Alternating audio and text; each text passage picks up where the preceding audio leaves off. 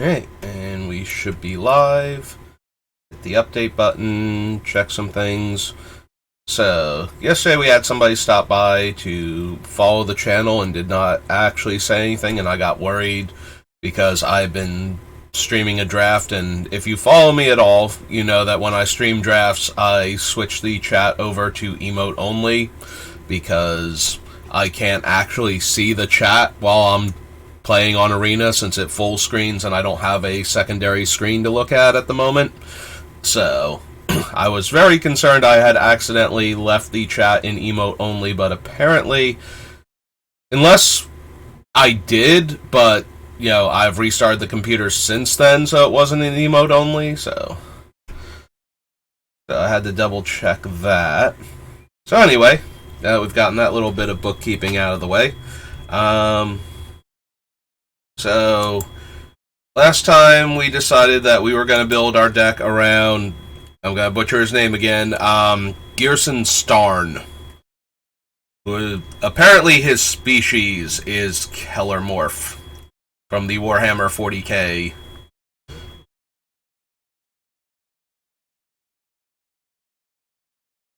I don't know if you can hear that or not. There's like this high-pitched whine in the background all of a sudden.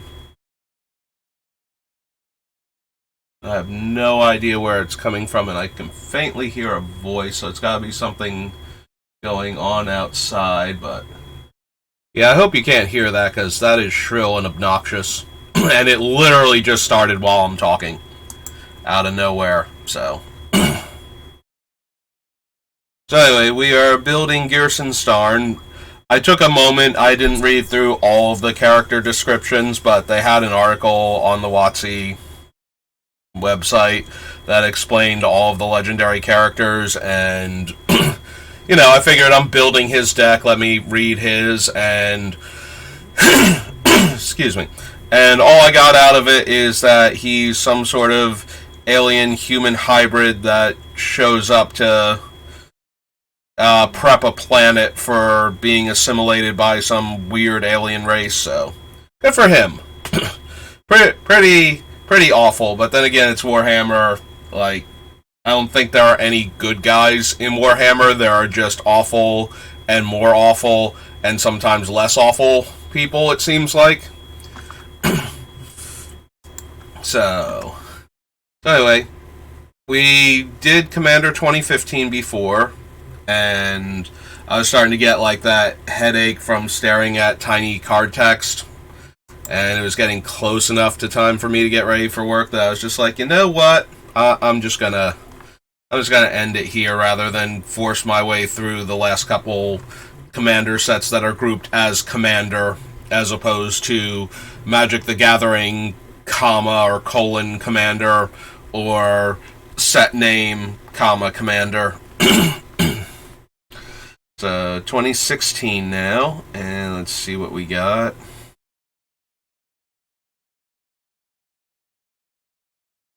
I don't think we care about those two.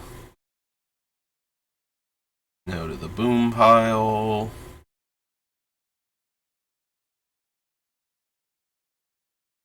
Pretty sure this is from like original Ravnica or something. Excuse me. Do untap all, yeah, extra combat step. Okay. Chain of Vapor, alternate art. Haste, beginning of each player's end step. If no creatures attack this turn, put a Fury counter on charging Cinderhorn. Then Cinderhorn deals damage equal to the number of Fury counters on it to that player. Probably not. Return all non-land permanents to their owner's hand. Don't think so. For each color among permanents you control, as long as it's attached to a creature, opponents can't cast spells during your turn, and equip 2. Don't believe we need that. Don't think we need to ready either. Yeah, Deep Glow Cloud Skate shouldn't be anything. I don't know why it's a Cloud Skate. It's not a Cloud Skate, it's a regular skate. Cloud Skates are, of course, from Time Spiral. possibly other Dominaria sets, but I mostly think of the one that you could suspend, and then it would come in and it would bounce a permanent. I think it's a non-land permanent for that one. It's like a 5-mana 2/2, and you can suspend it for 2 for like 3 turns. Undaunted. Exile 2 target creatures. For each of those creatures, its controller reveals cards on the top until they reveal a creature card, puts the new card onto the battlefield. Noted that. No, the Cascade Minotaur, I think. That can bounce back to your hand. Non-token creature enters the battlefield under an opponent's control. Create a token that's a copy of that creature, except it's an artifact in addition to its other types, then exile all other tokens created with Fairy Artisans. Enters the battlefield, or at the beginning of your upkeep, gain control of enchanted permanent until end of turn. Untap that permanent, gains haste.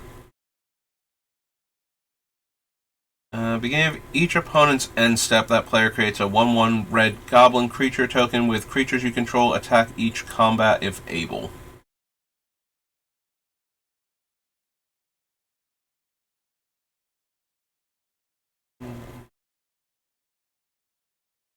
Zero Black Germ.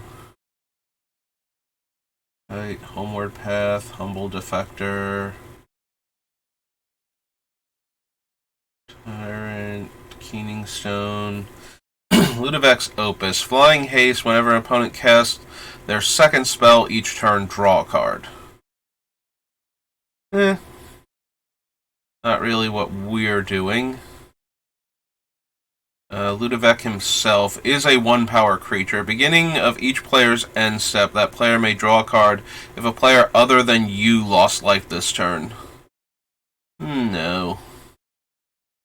Fill the top 10 cards of your library. Starting with the next opponent in turn order, each opponent chooses a different non-land card from among them.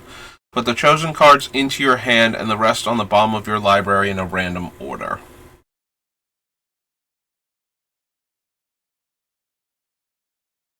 I think so. Period landscape.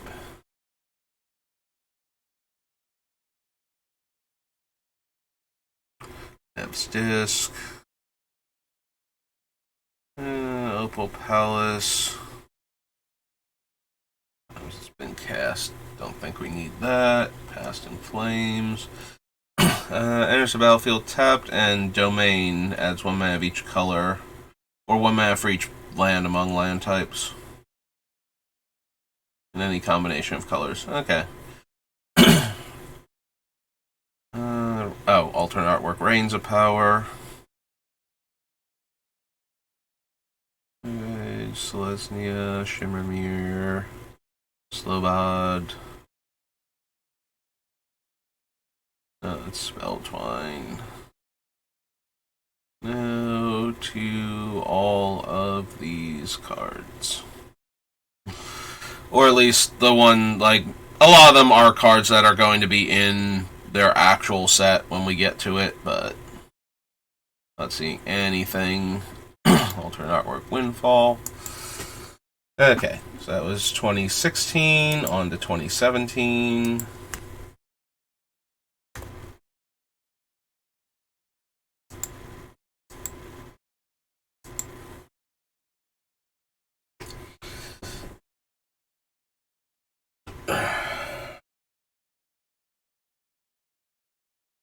Yeah, one of the things I do like about this particular commander is, especially in blue-red, you usually don't care a whole lot about cards that can deal a single point of damage, or whether the card has a single point of power as opposed to like 2 or 3 power. So, one of the things I liked about choosing him as the commander is it really cares about something that I've never cared about before when building the deck, so... deals combat damage to a player. You may create a token that's a copy of it. Clone Legion. Actually, I think that one's from Khan's block, isn't it? I don't think it's a unique card. Beginning of each player's end step deals 4 damage to that player unless they control a commander, not necessarily their commander.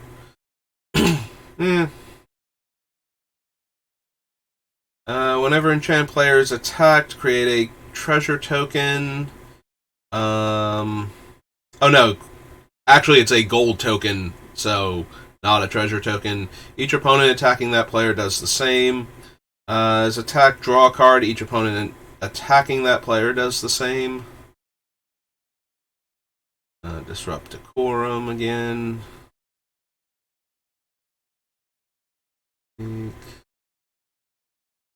Of Suns. Galecaster Colossus. Tap an untapped wizard you control. Return target non-land permanent you don't control to owner's hand.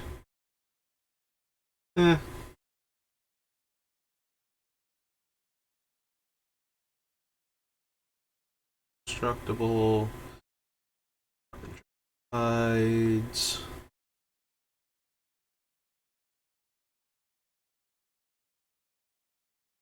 Artwork Chronarch.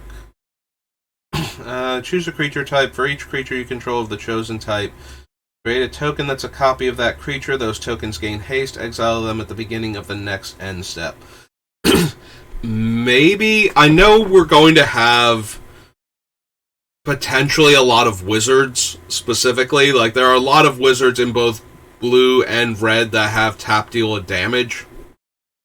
So there's a very real chance, but at the same time, we're going to have a bunch of other creatures that aren't wizards that have similar effects, so I guess we can wait and see if we pick up a whole lot of wizards, then I might want something like this, because making a bunch of copies of them with haste that can then tap to deal the damage to our opponent and, add in the extra 2 from our commander, probably going to be good enough if we get to that point, but we have to get to that point first where we're running a whole bunch of wizards.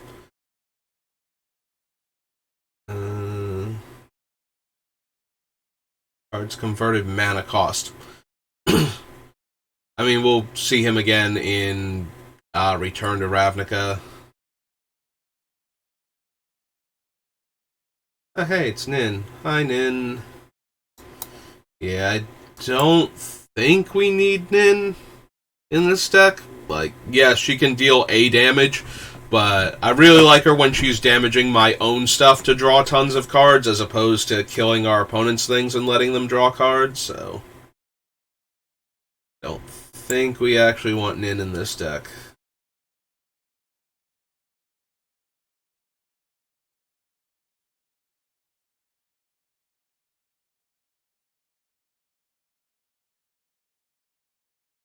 Each creature target player controls loses all abilities and becomes a 1/1 frog. Enters the battlefield. During the declare attacker step, you may reselect which player or planeswalker target attacking creature is attacking. Neat trick, but I don't think so.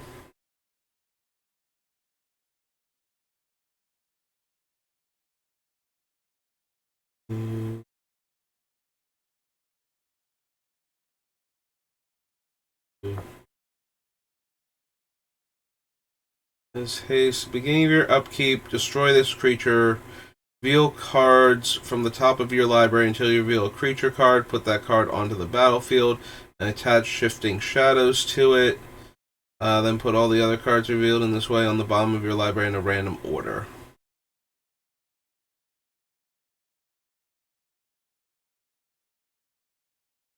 Yeah, when we get to actual core set where Staff of Nin debuted, that one should wind up in the deck.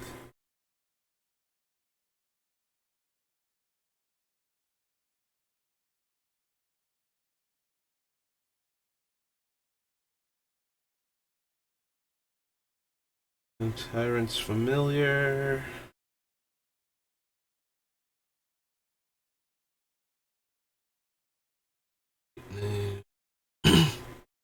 Alright. That was 2017. Onward to 2018.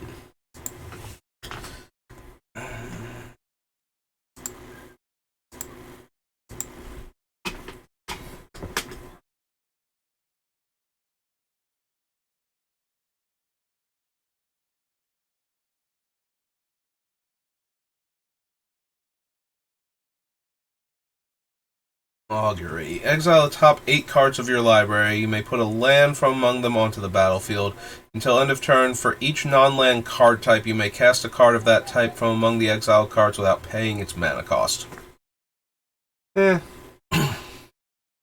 Ancient Stone Idol. No.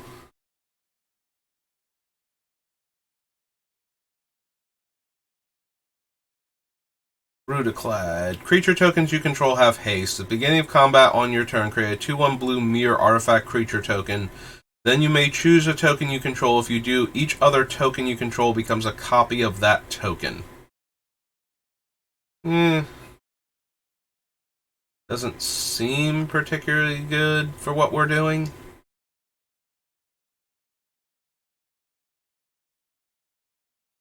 Jewel. Patient Tide. Team Cash. When you cast a spell, copy it for each time you've cast your commander from the command zone this game. You may choose new targets for the copy. Create a token that's a copy of target artifact.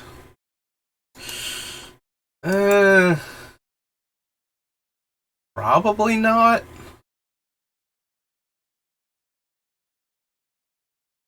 Emissary of Grudges. Flying Haste. Enters the battlefield. Choose an opponent. Reveal the player you've chosen. Choose new targets for target spell or ability if it's controlled by the chosen player, and if it targets you or a permanent you control only once. Beginning of your end step, target enchantment deals damage equal to its converted mana cost to its controller unless that player sacrifices it. Don't think so. They have Estrid's Invocation. Enter the battlefield as a copy of any enchantment you control, except it gains. At the beginning of your upkeep, you may exile this enchantment. If you do, return to the battlefield under its owner's control. That would really depend on what enchantments we want to run, if there would be anything, or enough different ones that we would desperately want to copy them. Attacks you or planeswalker you control with one or more creatures. Draw a card.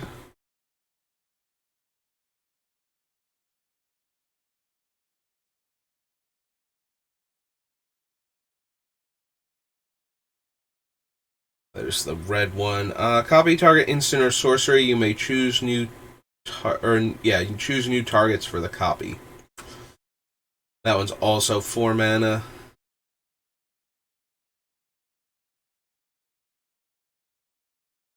Archive. The Royal.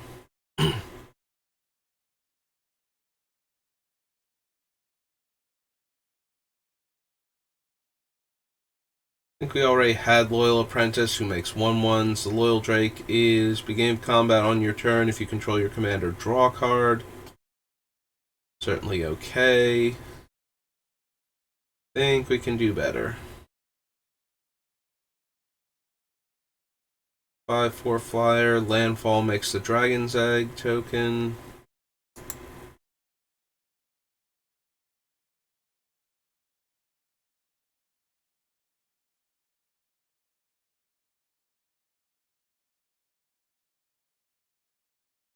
And has whenever this creature attacks, you may tap target creature with power 8 or less.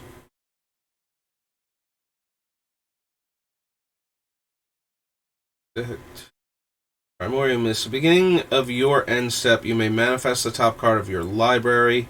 Exile a face down permanent you control face up. Then you may play that card this turn.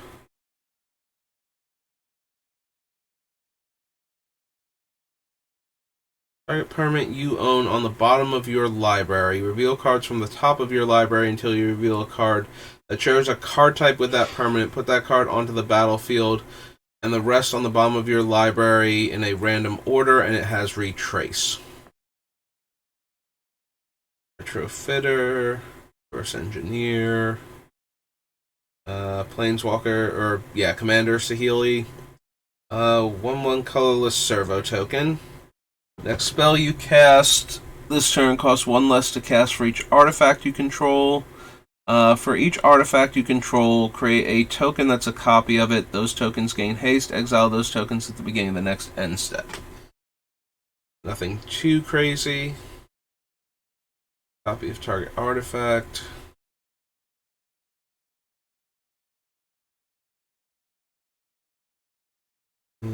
X cards of your library.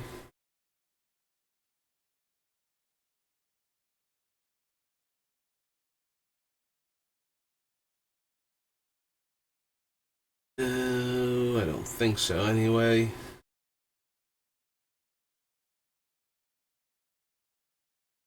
No. Taunos. Haste, copy target activated or triggered ability you control from an artifact source. You may choose new targets. Spelling time. Thopter assembly. Thopter engineer. Spy network. Whenever your opponent taps an artifact for mana, gain control of that artifact until the end of your next turn.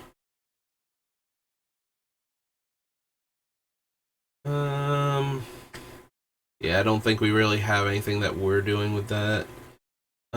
Deals combat damage to a player. That player creates that many 1/1 red survivor tokens. Survivors your opponents control can't block, and they can't attack you or planeswalkers you control. And when Varchild leaves the battlefield, gain control of all survivors.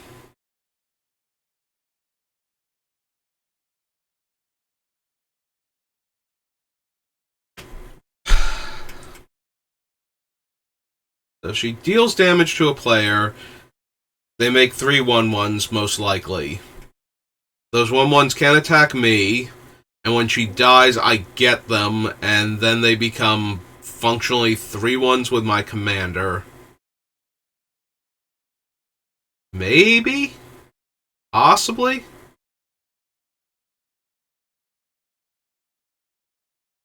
Seems unlikely, but I will at least consider her. So we go down to commander. Yeah, I was going to say, alright, where did we start typing? Because I clicked over here, and letters did not appear there, so we are obviously typing somewhere else. Is Varchild Betrayer. Varchild Betrayer of Eldor, but with a J. Humiliator's a 3/4 attacks if you control 3 or more artifacts. Creatures your opponents control lose all abilities and have base power and toughness 1/1.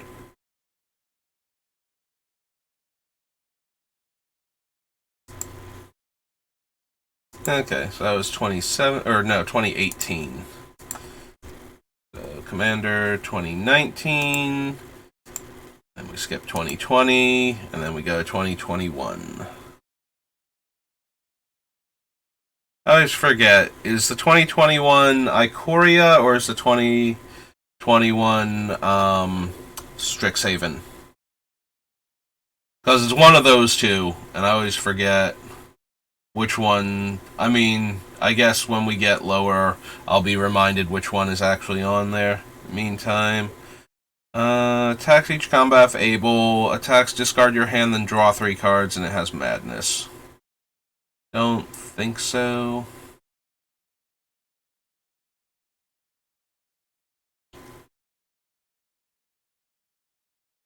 Oh, alternate artwork, Chrome Shell Crab. Okay.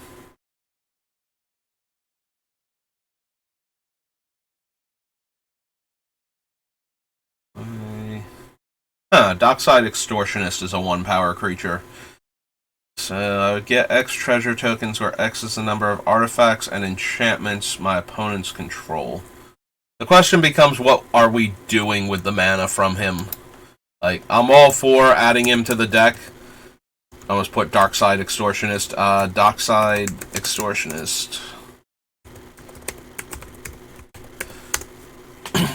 I just need to know what I'm going to do with all of this mana if I cast him. Like, what we're ramping into. Because if we have some really cool or expensive or, like, potent mana sinks we can use, you know, like, we need either a really big spell that we want to cast, or a huge mana sink that would let us do like a lot of damage. So something like the rocket launcher would be a good example,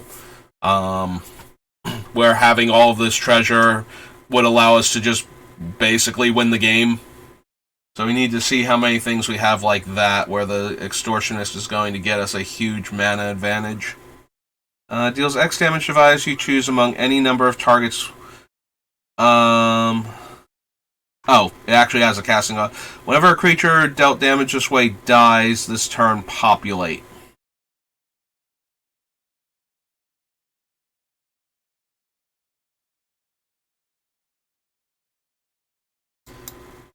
Every time we deal 1 to a thing, our commander kicks in 2. And then every time something dies, I need to know what tokens we're making for this one. If we're populating, it has to be a creature token specifically, so we can't populate into like treasure tokens or clues or anything. For each of those creatures, create a token that's a copy of those creatures. Those tokens gain haste. Exile them at the beginning of the next end step.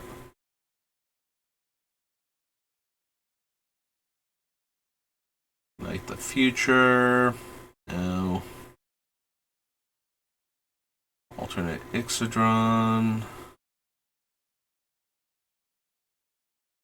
Turn face up. Counter all abilities your opponents control. Spell Sneak. Target player returns each commander they control from the battlefield to the command zone, and I draw a card.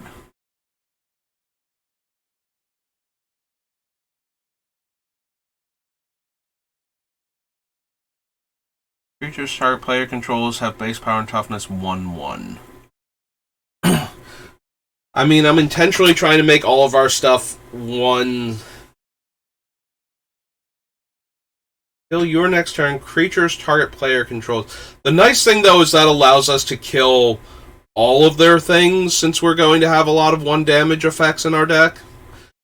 So, if they have things that are bigger than 3 toughness, where our commander plus the other thing isn't going to be enough. That's true. The mass polymorph, though, is from a core set, I believe. So we didn't need it anyway. Diminish. But we might be in the market for this.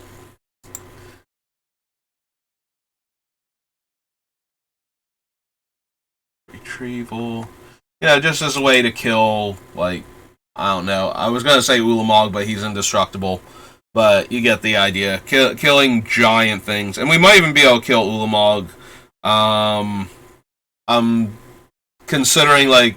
So, Shadowmoor would give us access to Wither, potentially. I know there's one equipment that gives Wither, and I don't know if there are any others. I don't know that I would want Infect. Like... I would like the ability to kill the creatures more easily. I don't like the idea of killing the opponent by giving our commander Infect and letting him just snipe them to death that much faster. I've never been a fan of winning with Infect in Commander. That being said, if you want to make this deck like that much deadlier, yes, enchant or not enchant him because the enchantments are all black. I think equip him with like grafted exoskeleton or whatnot. Give him Infect and watch him tear through opponents by casting like 3 or 4 spells at them or tapping our guys to deal damage, and he just throws. He needs to hit 5 times to kill somebody once he has Infect. So.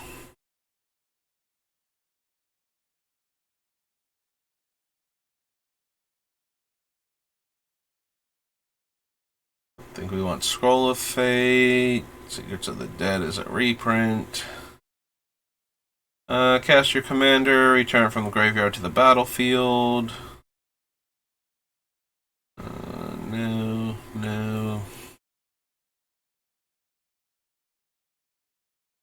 Split second exchange control, target non-creature spell and target creature.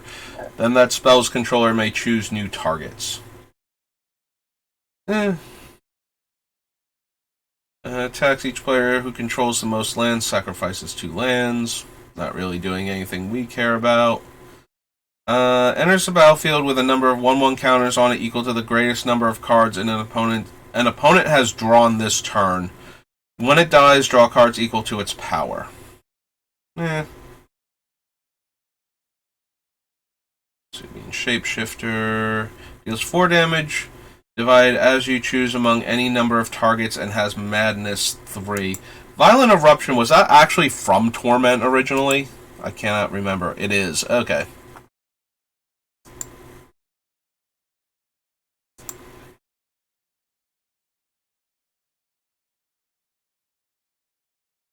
Don't need the Wall of Stolen Identities. Enters the battlefield, and at the beginning of your upkeep, choose a player at random. That player exiles an instant or sorcery card from their graveyard. Copy that card. You may cast the copy without paying its mana cost. So no to that one, and we're done with this set. Alright, so that was 2019. So 2021.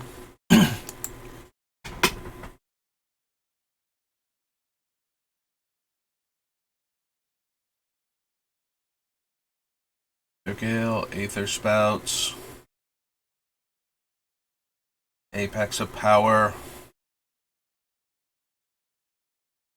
So, mildly entertaining story to me. So, I did the thing for Arena where you choose one of the player archetypes that have had cards in the unsets, and you play. And if you win a game, you get 1,000 XP towards the mastery system.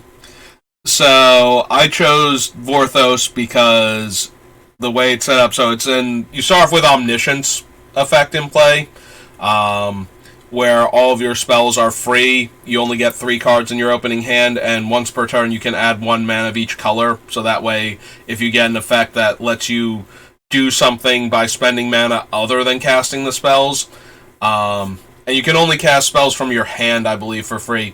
So after the opponent finally decides on keeping their hand and everything, and we're all set up, I cast Apex of Power and exile cards, including Bolas's Citadel, and their head immediately explodes, and I win. And it took me all of 10 seconds to be done with it. So that was very amusing to me. So yeah, you exile the top 7 cards of your deck, and you may cast those spells until end of turn. And since I cast it from my hand, even though it was free, I got 10 mana of any one color. So I don't think you can cast the actual cards exiled for free. I didn't find out. But, oh, excuse me, I was about to add 10 black mana and cast Bolas's Citadel and just play some of the cards off the top of my deck. And the opponent had exactly none of that and wandered off. So that was very entertaining. Sacrifice an artifact, reveal cards from the top of your library until you reveal an artifact card. Put that card onto the battlefield and the rest on the bottom, and this deals damage to you equal to the number of cards revealed this way. As haste, whenever an ability of equipped creature is activated, if it isn't a mana ability, you may pay 1. If you do, copy that ability, and you may choose new targets and equips for 2. I mean, we're going to have a lot of activated abilities, but they're all going to be things along the line of deal 1 damage. So I don't know how good it would even be to... I mean, I guess we can add it to the list, and if it's not that good...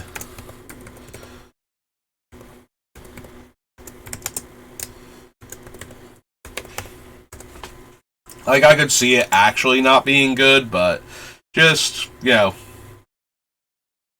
for the sake of adding it to the list, since we might want it later on. Target player draws X cards, plus an additional card for each time they've cast their commander from the command zone this game. Just Coveted Jewel again. Creative Technique. So yeah, so this is the Strixhaven, so 2020 had to have been Ikoria then. Shuffle your library, then reveal cards from the top until you reveal a non-land card. Exile that card and put the rest on the bottom of your library in a random order. You may cast the exiled card without paying its mana cost. And I'm going to guess that you ignore timing restrictions. Well, not timing restrictions, but you ignore, um, like, you can cast a sorcery or a creature. If you let your opponent do it while this is on your turn, they can cast whatever they hit. Um, because you get to do it twice if you let somebody else do it once. And I don't think we need that. Whenever you create a token, or no, not create a token. Whenever a creature token, I read creature as create.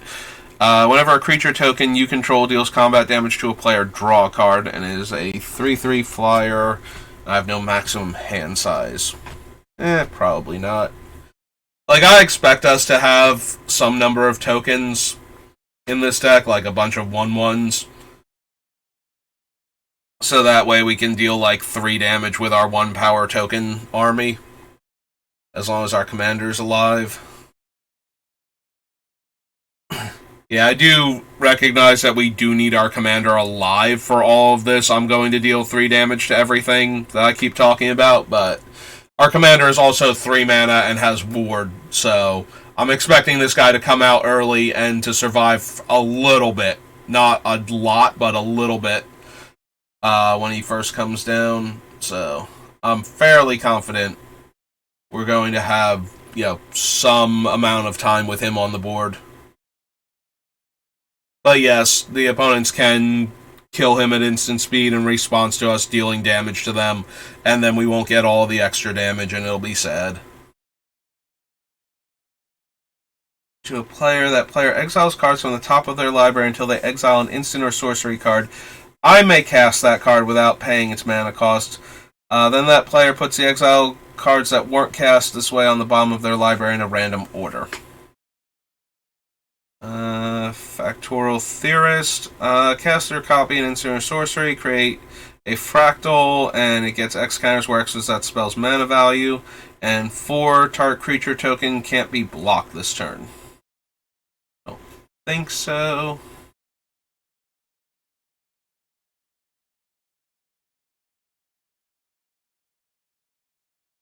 This palette. Tap add 1, tap add colorless for each charge counter on it, spend it only to cast spells that contain X. Cyclops. Discard a card, then draw a card.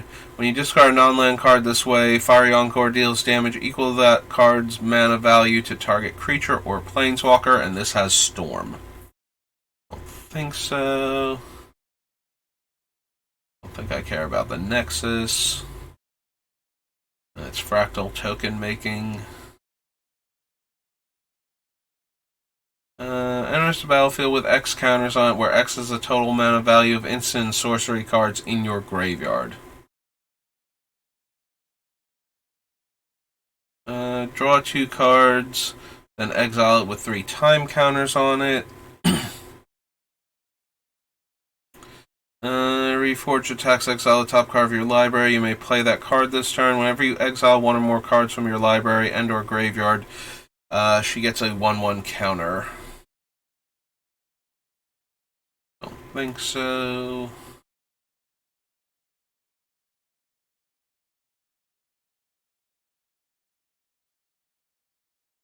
Muse Vortex. Top X cards of your library. You may cast an instant or sorcery spell with mana value X or less from among them without paying its mana cost. Then put the exiled instant or sorcery cards that weren't cast this way into your hand and the rest on the bottom of your library in a random order. Enters the battlefield, copy target instant or sorcery spell you control.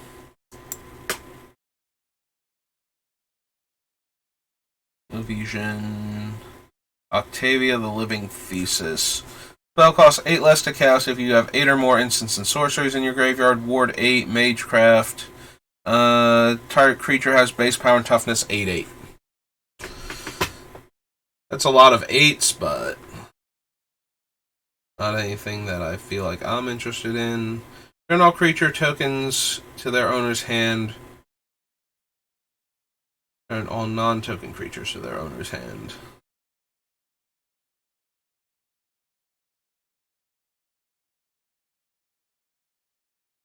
Here's the battlefield. If you cast it from your hand, choose target spell or ability that targets only a single permanent or player. Copy that spell or ability for each other permanent or player that spell or ability could target. Each copy targets a different one of those permanents or players. Counter target spell. You may cast a spell with equal or lesser mana value from your hand without paying its mana cost. Create a token that's a copy of target permanent you control.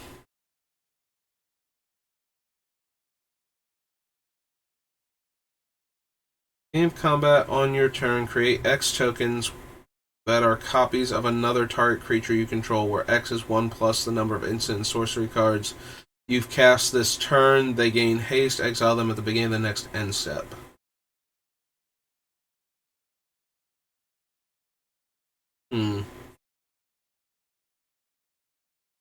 Replication, rousing refrain.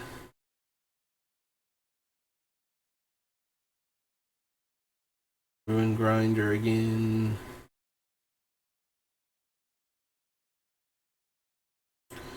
Sly instigator. Until end of turn, until your next turn, target creature an opponent controls becomes, or no, can't be blocked. Goad that creature.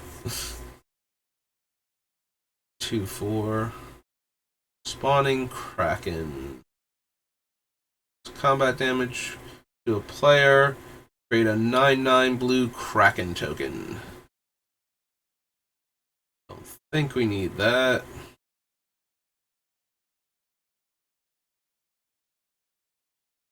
Number of times you've cast the commands. Sunbird Invocation, we'll see later. Exile target instant or sorcery card from your graveyard. Creatures you control get plus power, where that's the card's mana value. Whenever a creature you control deals combat damage to a player this turn, copy the exiled card. You may cast the copy without paying its mana cost.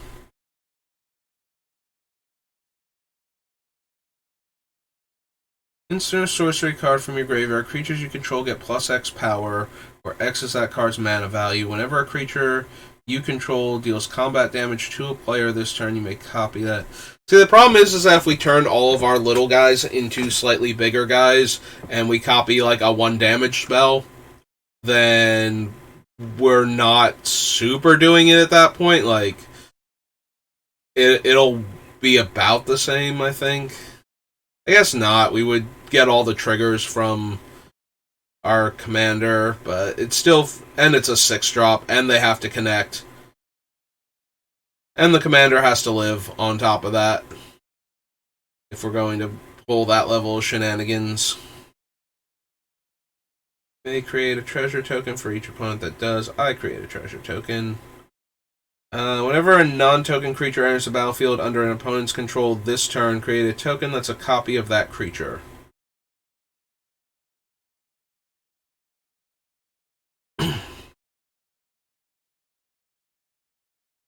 Golem. 3-mana 2/2. Caster copy an instant sorcery. Gets +1/+1 until end of turn. If you casting or copying an instant or sorcery spell causes a triggered ability of a permanent you control to trigger, that ability triggers an additional time. So he actually gets +2/+2 every time we cast something. And still doesn't seem like something I'm super interested in. And deals damage equal to that card's mana value to each creature your opponents control. Then exile Volcanic Vision. That's a reprint, right? That's just alternate artwork. It's from like, I want to say, before I blow up the thing and can actually see it, I want to say it's like Rise of the Eldrazi. And I am wrong. It is Dragons of Tarkir. What's the one I'm thinking of then? I guess we'll see it when we get to Rise of the Eldrazi, and I'll probably have forgotten that I wanted to see what it was when we get there. Hey, target commander gains lifelink until end of turn. Is that anything we'd be interested in? Like, just as a land that we can have in our deck, and then, you know, we randomly gain like 50 or 60 life by dealing 1 damage to each of our opponent's creatures? Maybe? I'll add it to the list at least. Like, Alright, so land. This is Witch's Clinic. And what did Prince do again? Cast an insert sorcery spell. Scry 1, if its mana value is 5, make a 4/4. If its mana value is 10, he deals 10 damage to an opponent chosen at random.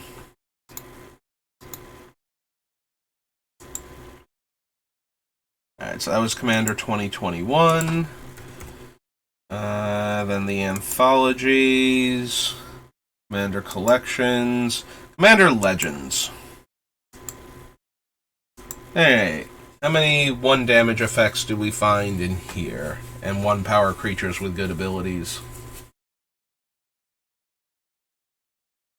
Braid. Lena, don't think so. Yeah.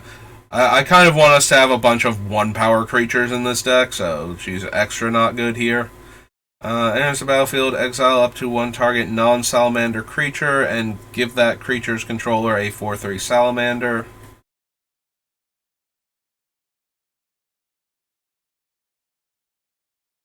Aurora Phoenix. Cascade. Whenever you cast a spell with Cascade, return Aurora Phoenix from your graveyard to your hand. Enters the battlefield, become the Monarch. Can't be blocked by creatures the Monarch controls. Prototype.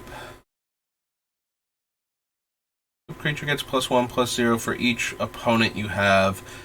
Deals damage. Deals that much damage. Oh no, whenever a equipped creature is dealt damage, it deals that much damage to any target.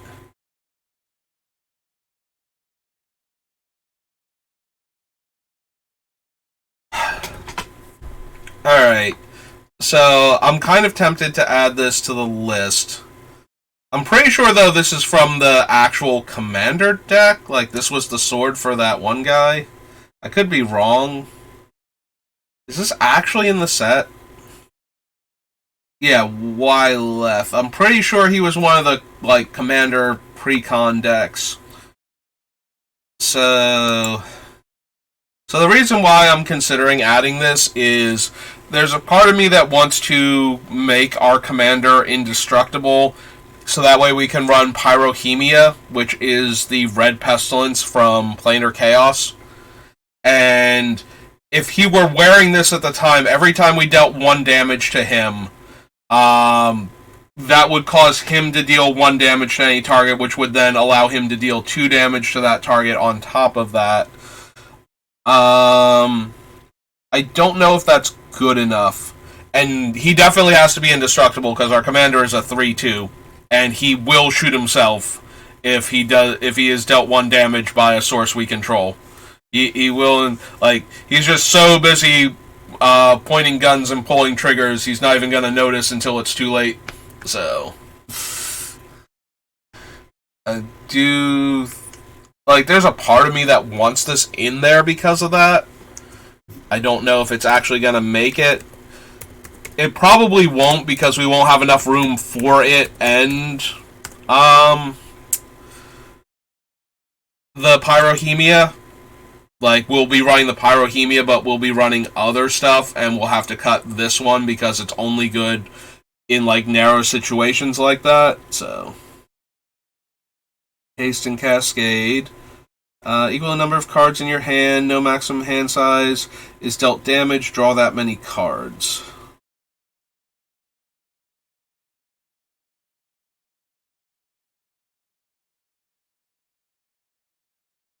Breaches. 1 or more pirates you control deal damage, exile the top card of each opponent's library. May play those cards this turn and spend mana over mana of any color. Moonkraken enters the battlefield, or whenever you cast a spell 6 or greater, you may return target non-land permanent to owner's hand. Argus Wrath. Pirates you control get +1/+1 until end of turn for each time you've cast a commander from the command zone this game. I think so.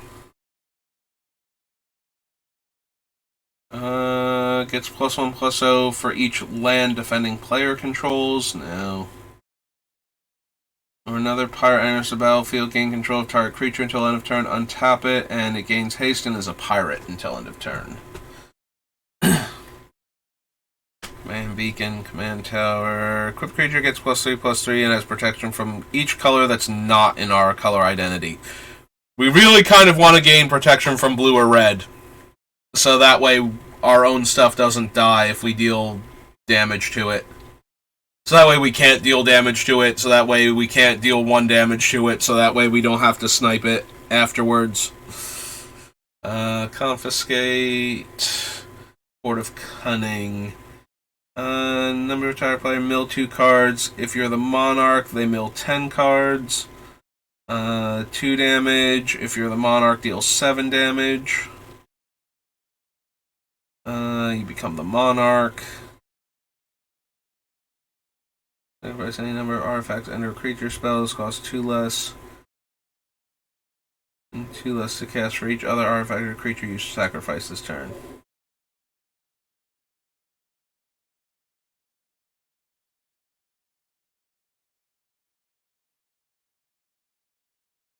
So, no, I don't think so.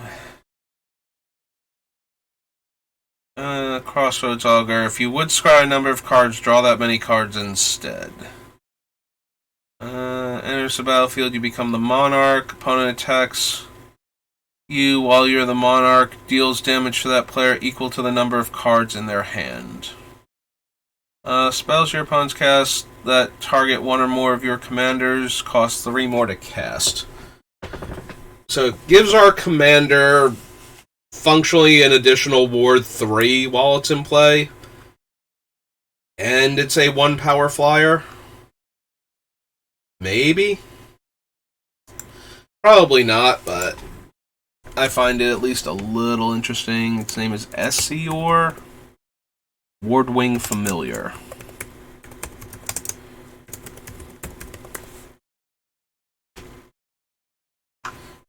I mean, it probably won't wind up making it because at that point we're just asking to get wrathed. Like, you know, it's like they can't target our guy because it costs an extra 5 or whatever mana, however much more mana we stack on there. It's just like, okay, then we'll just kill everything. That'll stop you.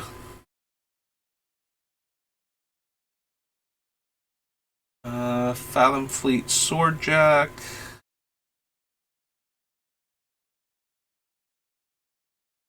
Attacks. It deals damage to the player or planeswalker it's attacking equal to the number of artifacts you control. We're definitely going to have some number of artifacts in the deck, but I don't know that we have enough to make that worthwhile. Commander spells you cast have Cascade. Of Recollection, Forceful Denial.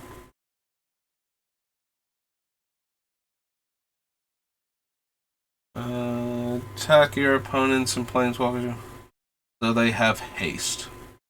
Not really doing much for what we're doing. Deals combat damage to a player. Choose up to 1 target card in a graveyard that was discarded or put there from a library this turn. Put that card into its owner's hand. Tap X untapped artifacts you control. Look at the top X cards of your library. Put 1 of those cards into your hand and the rest into your graveyard.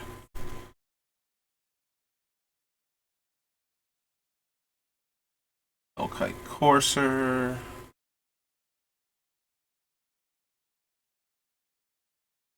Scholar, Horizon Stone.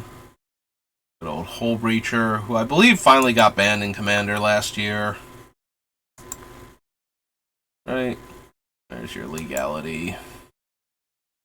Yep, banned in Commander.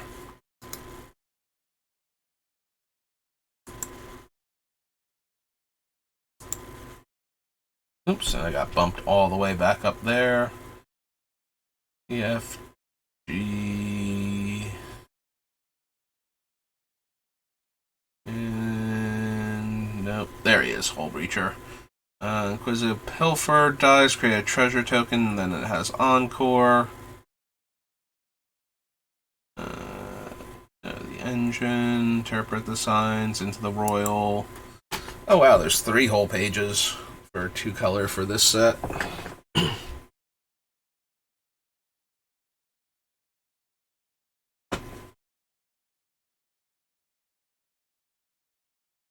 Boiling Inferno. Jessica Thrice Reborn. Target creature until your next turn. If that creature would deal damage to one of your opponents, it deals triple that damage. Until end of turn, if that creature would deal... Oh, combat damage. Yeah, I missed the word combat the first time. As I was going to say, it would be very easy to get her into play with, like, 1 loyalty counter on her.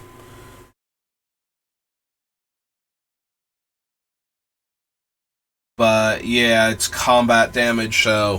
Which is a shame, because if our commander was doing 6 damage every time he fired, that would be a lot better for us, obviously.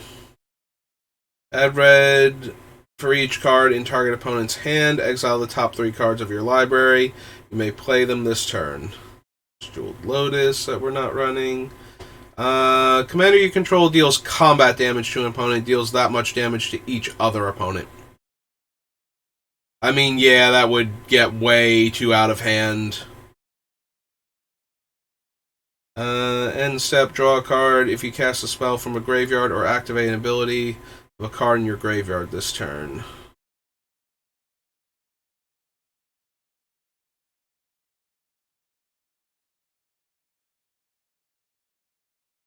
Uh, 7/7 Cascade.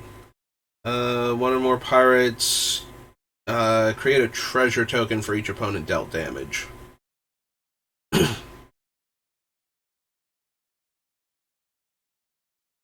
Merchant Raiders. Or another pirate enters the battlefield under your control. Tap up to 1 target creature. That creature doesn't untap. For as long as you control Merchant Raiders. So slightly better, still not going to do it. +4/+0 in Trample, equip 4 in Cascade. Demonic Deluge. Exile target instant or sorcery card from a graveyard.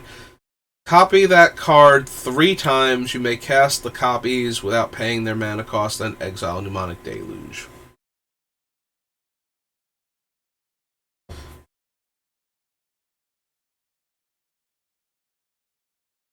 Nessa Hall is a reprint.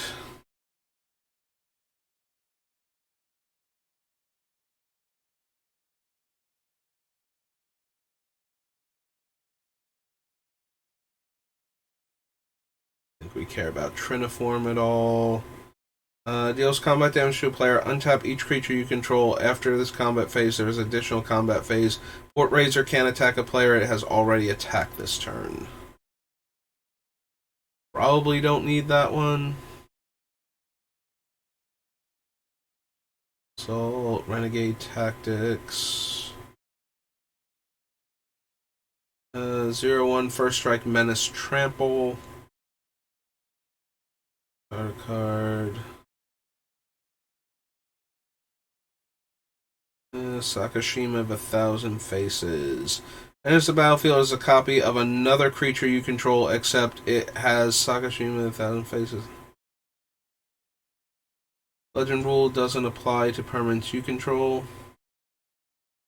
And that's it. We might actually be in the market for Sakashima, since each one of our copies of our commander would deal 2 damage when we dealt 1. That would allow us to deal 4 damage every time we deal 1. So, of 1,000 faces. I think I'd be down for that. Enters the battlefield as a copy of a permanent that entered the battlefield this turn. Alright. Opponent chooses a creature they control, you gain control of it. Choose a creature you control, each other creature you control becomes a copy of that creature until end of turn.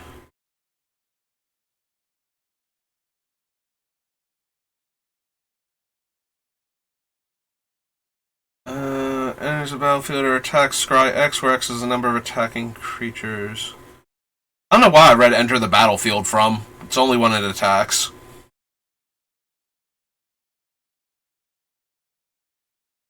Scap Goliath, Skilled Animator. Soulfire Eruption, this is the red one of the cycle. Any number of target creatures or planeswalkers or players. For each of them, exile the top card of your library. Then Soulfire Eruption deals damage equal to that card's converted mana cost to that permanent or player.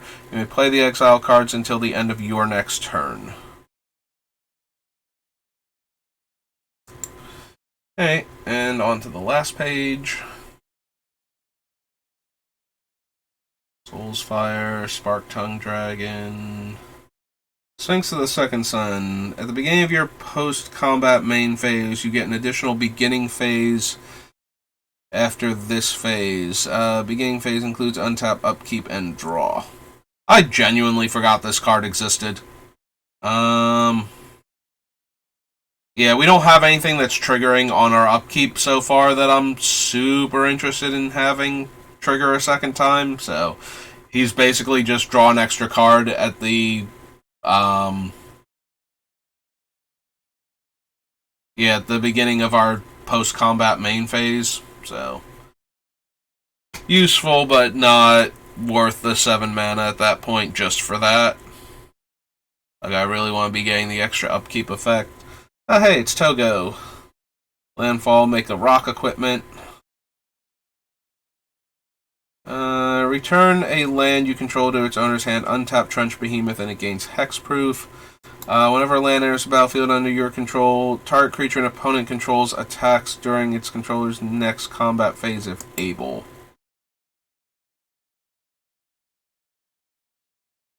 That has got to be from the commander deck also, right? Like the pre-con deck? I do not remember that thing at all. And that definitely feels like something that I would not remember unless I actually, like, it would be from the commander deck, so I wouldn't have seen it, like, all that much, if at all, so. Wrong turn. Target opponent gains control of target creature.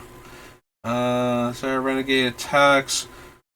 Look at defending player's hand. You may put a creature card from it onto the battlefield under your control, tapped and attacking that player or planeswalker they control. Return that creature to its owner's hand at the beginning of the next end step.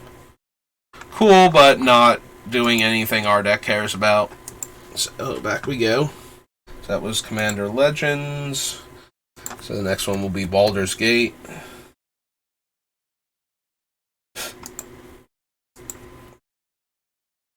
I complained a lot about Baldur's Gate having the commander cards mixed in with it.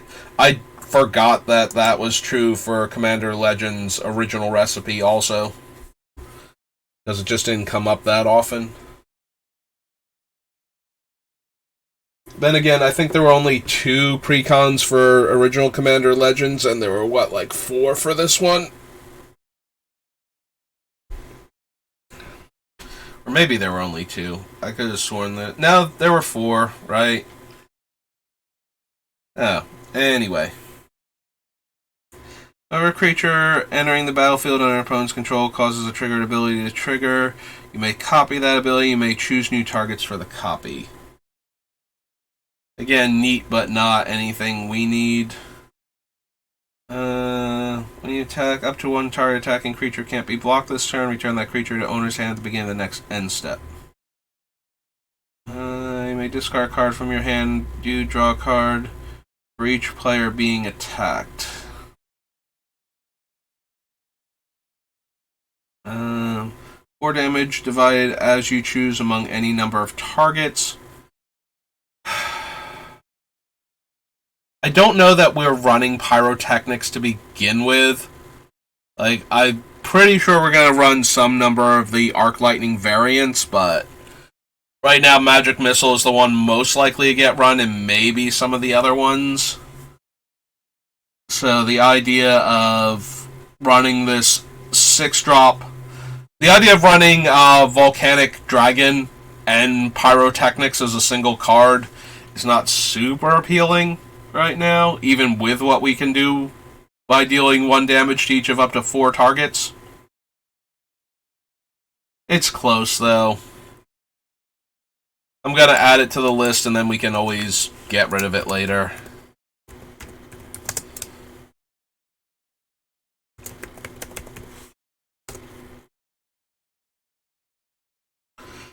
I don't think we need the ancient copper or silver dragons.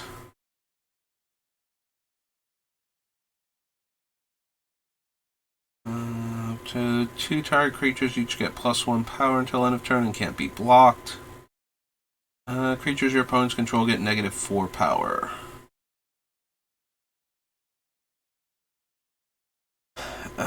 First artifact spell costs 1 less. This class becomes level 2. Cards from the top of your library until you reveal an artifact card. Put that card in your hand. The rest on the bottom of your library in a random order. Beginning of your end step, create a token that's a copy of target artifact you control. I don't know how artifact heavy we're actually going to be, is the thing. Enters the battlefield, create 2 tokens that are copies of target non-creature permanent, except they are 3/3 dragon creatures in addition to their other types and have flying. Like, this thing is just so dumb, but I don't know that we actually have anything that's comboing with it, or that we want to do it, because it's not really doing anything for our commander, so I think we can just scroll past it. Like, just in general, this thing feels like it's going to go infinite or generate massive amounts of value just by existing. So, every time I see it, it's just like, I want to jam this into a blue deck and do dumb shenanigans with it.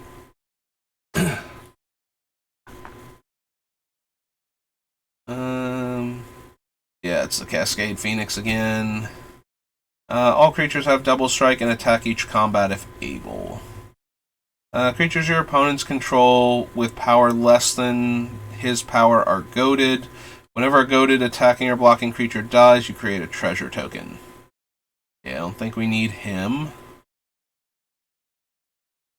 Attacks or dies, choose one or more. Each mode must target a different player.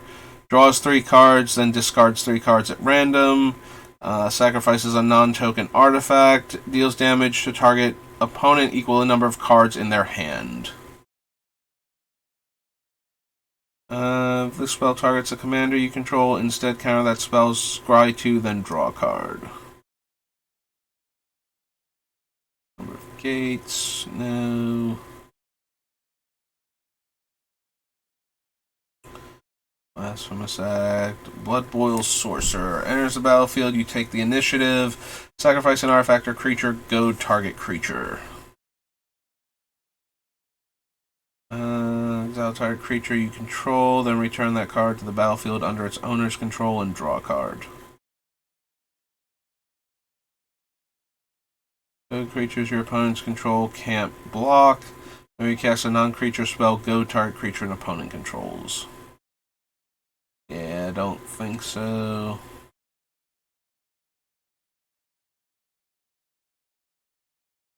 Okay, I know he's not from this set, but I'm looking at Brash Taunter and his ability to fight a creature. And I'm amused by that. Come to think of it, now I'm amused by Stuffy Doll too. Alright. We'll consider those later when we get around to them.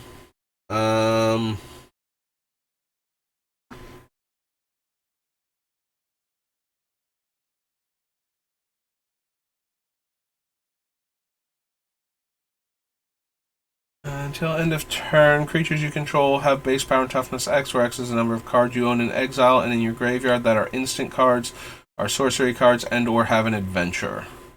Commander creatures you own have, when this creature enters or leaves the battlefield, draw a card. Blocked as long as you've cast a non-creature spell. Its owner's hand. No to those. Trample enters the battlefield, take the initiative. Attacks, exile the top card of your library. If you've completed a dungeon, you may play that card this turn without paying its mana cost. Otherwise, you may play that card this turn.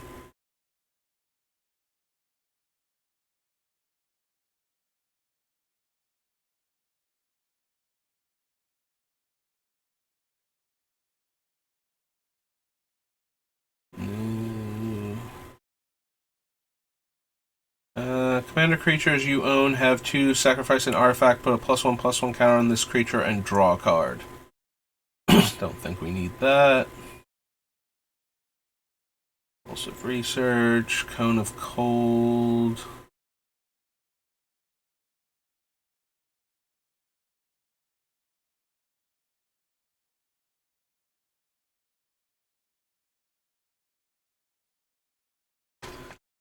Up to 3 target creatures can't block this turn, goad them.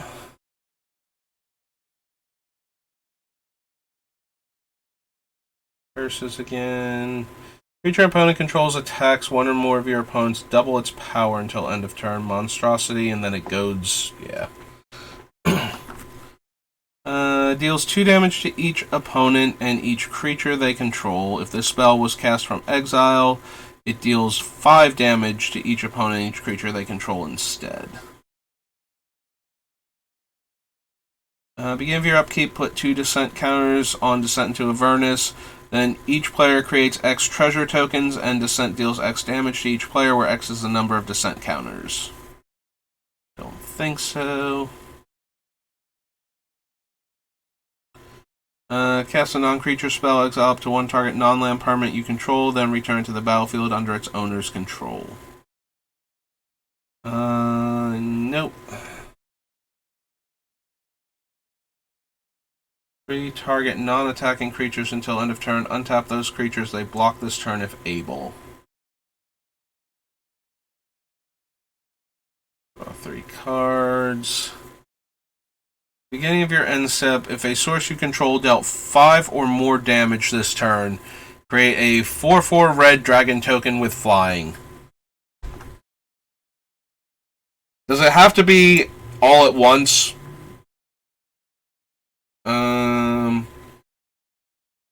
The triggered ability granted by dragon for the total amount of damage dealt by a single source, even if that damage wasn't dealt all at once or wasn't dealt to the same player or permanent. For example, if an attacking 3/3 creature with double strike deals 3 damage to one blocker in the first combat damage step and 3 damage to another blocker in the second, then is dealt a total of 6 damage and will cause this ability to trigger.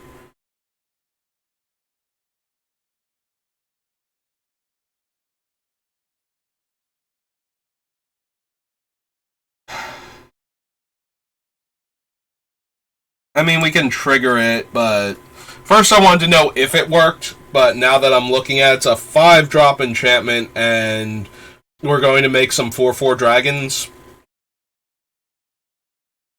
Doesn't seem like what our deck super cares about doing. Like, we can trigger it, but we're not getting as much out of triggering it as I would like. So... Oh wow, this one has 4 pages. Although that's true, we have the cards from the commander decks too, so 4 pages, probably not as much as I think it is with all those different cards.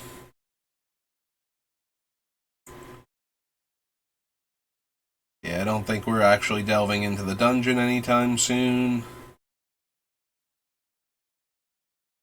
For each opponent, create a token that's a copy of up to 1 target creature that player controls.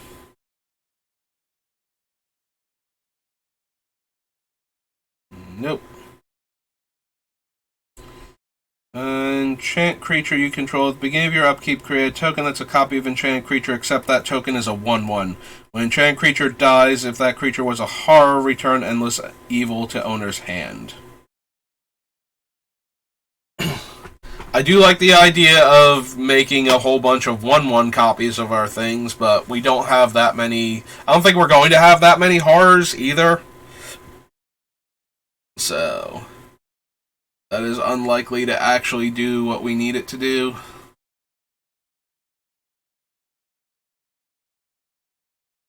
Fang Dragon deals 1 damage to each creature you don't control. And then the front face is a 6/3 flyer. Again, we should be able to do better than that. Battlefield, you take the initiative. Beginning your end step, if you have the initiative, you get a 1/1 Fairy Dragon.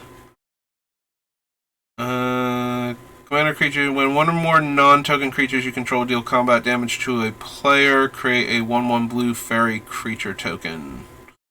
Not quite good enough.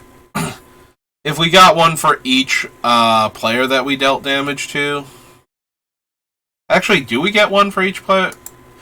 It's probably still not good enough. Both commanders start in the command zone. If your commander loses, once the game begins, something refers to your commander. In fact, that checks whether you control your commander. You can choose to give card refers. Commander creatures you own have. Whenever one or more non-token creatures you control deal combat damage to a player, create a 1/1 blue fairy dragon.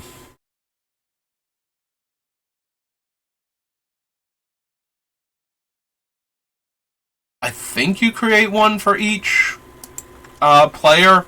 Like, it doesn't matter how hard you hit that player. Like, if 5 of your creatures hit one player, you still only get 1 token from that. But I think you get a token for each player that you hit. Still probably not good enough, like, for an actual slot in our deck.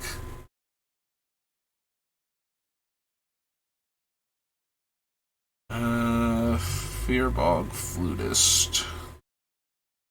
As a battlefield, gain control of target creature you don't control until end of turn. Untap it, gains haste, and myriad until end of turn. Cunning Instigator. Flying haste. 1 or more dragons you control attack an opponent. Go target creature that player controls. Whenever a creature deals combat damage to 1 or more of your opponents, if that creature had to attack this combat, put a 1/1 counter on this guy and draw a card. Cost 1 less for each time you've cast a commander from the command zone this game. Probably not. Beginning of your upkeep, you may discard all cards in your hand. Alright, this guy. He's from, like, one of the Innistrad sets. Like, not original Innistrad, I don't think. I think he's from one of the more recent ones. Opponent mills 14 cards. Cycling. When you cycle, each opponent mills 4 cards.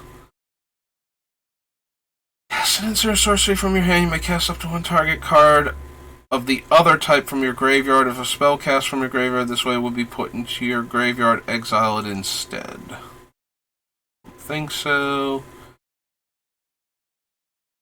No. Other dragon enters the battlefield under your control, make a treasure.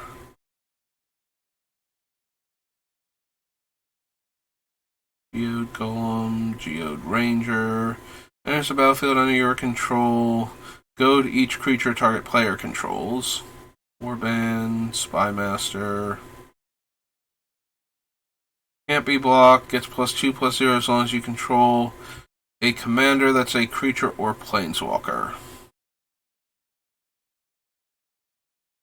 Growth Philosopher enters the battlefield, and at the beginning of your upkeep, each horror you control gains all activated abilities of target artifact and opponent controls until end of turn. You may spend blue mana or mana of any color to activate those abilities.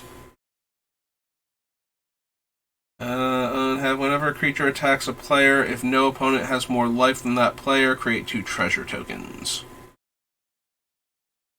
Another creature or artifact. If you do, we have 4/1 black skeleton with menace that's tapped and attacking.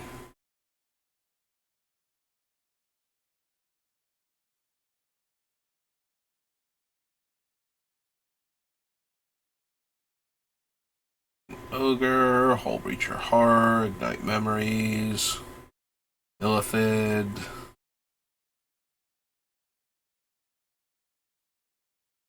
Battlefield under your control deals that much damage.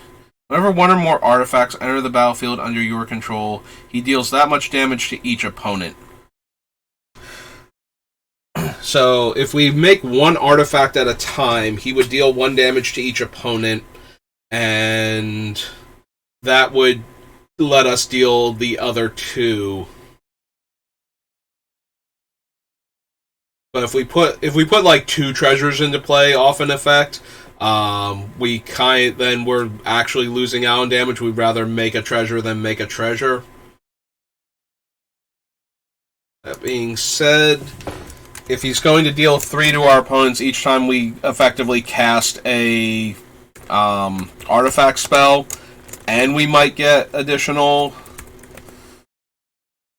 well, we will get some amount of additional damage out of him every time we make, like, treasure tokens or something. It's just we won't necessarily get our commander to jump on that bandwagon if we're not making exactly one. So we either want to make one or we want to make 3+ at a time if we can.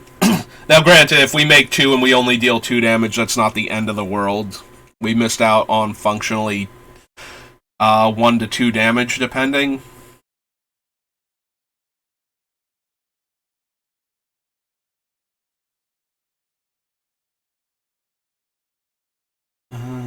Target creature opponent controls can't block this turn and goad it. Create a token that's a copy of target creature you control, except the token has flying and isn't legendary if the creature is legendary. So that's another way we can make copies of the guy. Mr. Starn.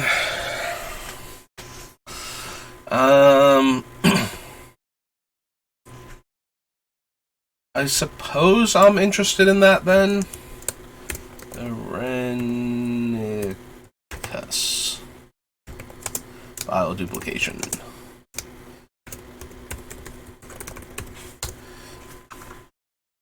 Go to its power to you, deals damage equal to its power to defending player. Each opponent. Don't think so. Attach the target creature you control, +2/+0 and first strike.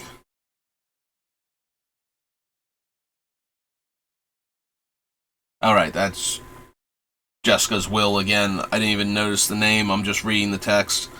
Untap all attacking creatures, they gain first strike. After this phase, there's an additional combat phase.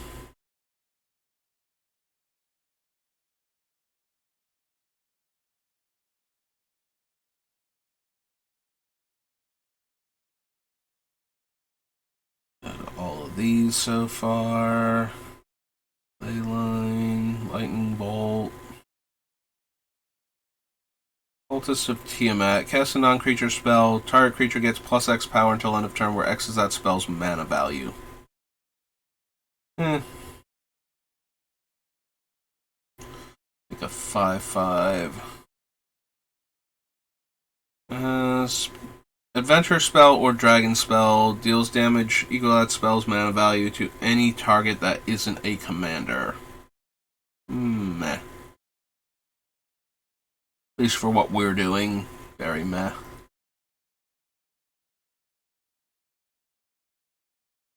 Draw 2 cards, no. Mind Flayer, don't think so. Fear of Life Trapping, no. Mysium Mortars.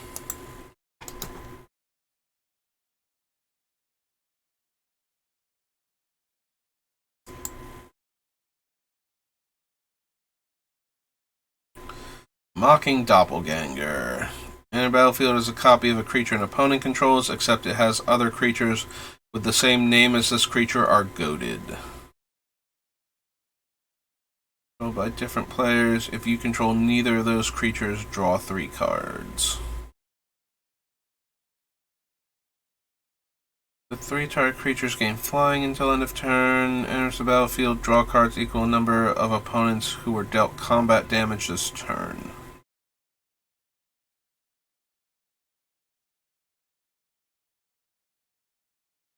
Cleric, Death Touch if you control a rogue, Haste if you control a warrior, and Flying if you control a wizard. As long as you have a full party, prevent all damage that would be dealt to a equipped creature. Yeah, I don't think we can pull that off very easily. Cast a spell from exile, copy it. You may choose new targets for the copy. If it's a permanent spell, the copy gains haste, and at the beginning of the end step, sacrifice this permanent. Lloyd ship. Whenever you cast a spell, you may put it on the bottom of its owner's library. If you do, reveal cards from the top of your library until you reveal a non-land card. You may cast that card without paying its mana cost, then put the rest on the bottom of your library in a random order. This ability triggers only once. 6 Phoenix from the graveyard to the battlefield, tapped and attacking. Only if during the declare attacker step, and only if you're attacking with 2 or more. Only if you're attacking 2 or more opponents, not attacking with 2 or more creatures.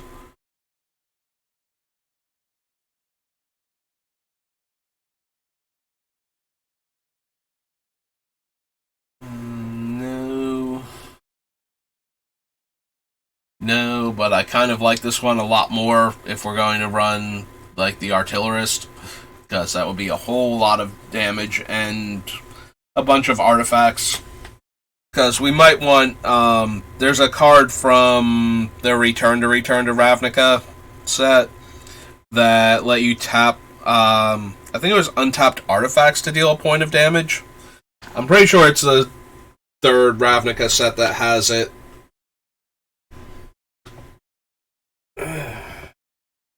I forget what its name is, though, but when we get to it, I might be interested in that. Passionate Archaeologist. Whenever you cast a spell from exile, this creature deals damage equal to that spell's mana value to target opponent.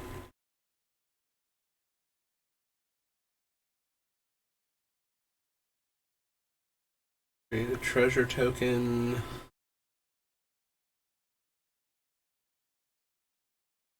And a creature, whenever one or more creatures you control deal combat damage to a player, go target creature that player controls.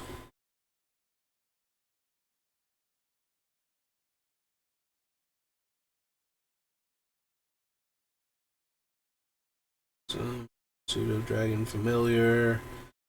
Attacks or blocks Scry 2, counter target non-creature spell. Tap an untapped horror you control. Exile target instant or sorcery card from a graveyard and copy it. You may cast the copy without paying its mana cost, and then exile Psychic Fuse or Psionic Ritual. Wow. I think I was starting to pick up Psychic Impetus, and I don't know where I got Feud from, though. I have no idea where that one came from.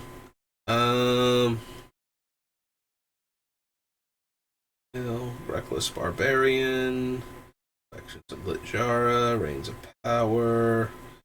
You may cast dragon spells and artifact spells as though they had flash. Yeah, I don't think we're running many dragons in this deck. Equipped creature deals combat damage to a player. You may draw that many cards, and equips 2 warlocks and wizards for 1 mana. There's Rowan again. Some lose life. Choose 2 targets. Alright, run away together. Ryusei, Sailor's Bane. 1 less to cast for each card you own in exile, and in your graveyard that's an instant sorcery or a creature with an adventure, and it has Ward 4. Blue Dragon, Sapphire Dragon again, Saravox Tome.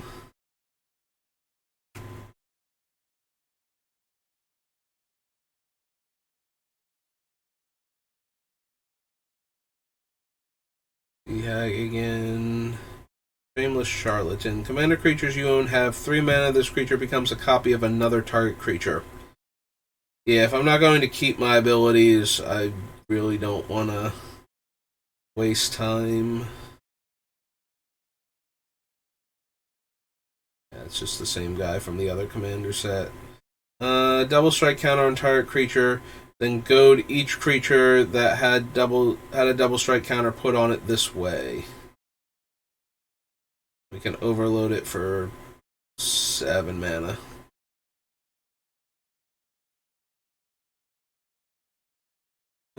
Defender enters the battlefield, take the initiative. Tap target creature gains menace and haste until end of turn. Strategy again. Choice of crystal, exile any number of target players' graveyards, and then draw a card. When you cast your next instant or sorcery spell this turn, copy that spell X times. You may choose new targets. Have 1 sacrifice another creature or an artifact. This creature deals 1 damage to any target. Probably not, but maybe. The fact that you can also sacrifice artifacts to do it. But you do actually need the commander to be in play, and I think... I'm trying to remember if the makeshift munitions card, like what that costs to cast and activate, because it feels like that's close enough to this card and wouldn't require us to have our commander in play that I might not care about Street Urchin after that, but... Sudden Strike enters the battlefield, tap enchanted creature, and remove it from combat. As long as enchanted creature isn't legendary, it doesn't untap during its controller's untap step.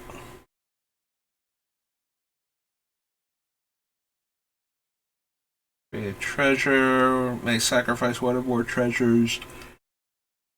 A double strike. Alright, on to the last page.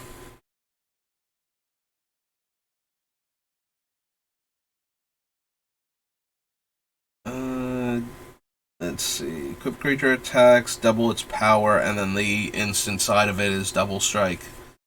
So I don't think so. Sword Coast Sailor. Whenever this creature attacks a player, don't have more life, can't be blocked this turn.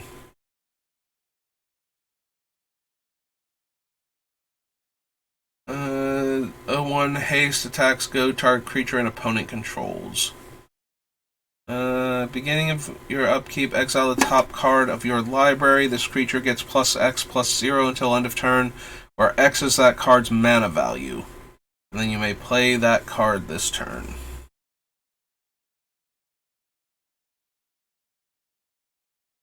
Territorial Hellkite again.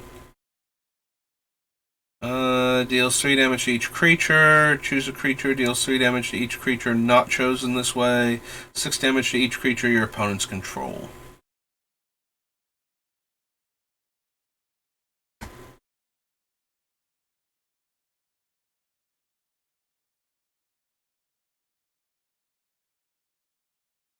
Okay.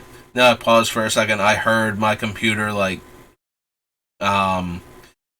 the sound that it makes when it's processing a whole lot, and I'm just like, I usually don't hear that when I'm streaming, even when I am dropping frames, so I had to check the drop frames and whatnot, make sure I'm not, deep into the red and lagging super hard and everything, but it says I'm green, it says I've only dropped 12 frames this entire thing, so... let's see. Scry 2, lose 5 life, goad, create a treasure, draw a card, 4/1 skeleton, yeah. None of those modes are actually helping what we're doing, so... 100 counters, get an artifact.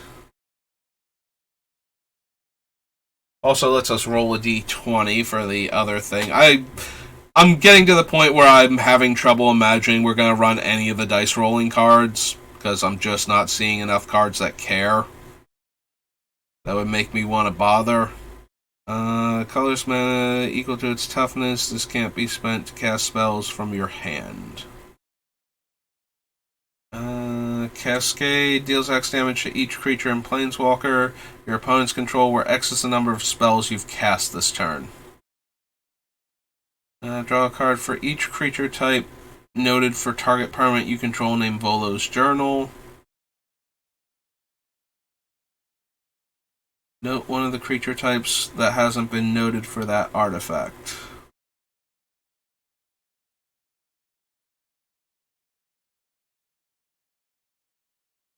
Wand of Wonder. Don't think so.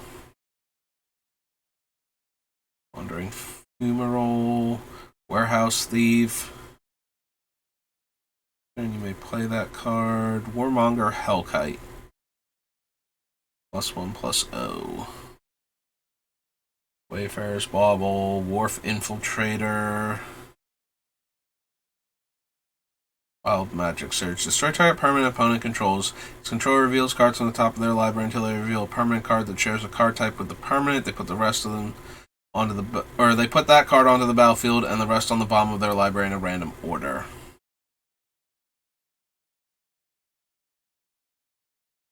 Enter Eldraine. Or Eladrin, rather. Turn up to one other target creature to owner's hand. Sorcery spells cost one less. I cast sorceries as though they had flash. Dragon is dealt combat, or no, not dragon you control is dealt damage. Deals that much damage to any target that isn't a dragon. You would roll one or more dice, instead roll that many dice plus one and ignore the lowest result. Whenever you roll one or more dice, put a 1/1 counter on will, and choose a background. Choose new targets. For that spell or ability, you may choose new targets and you may copy it.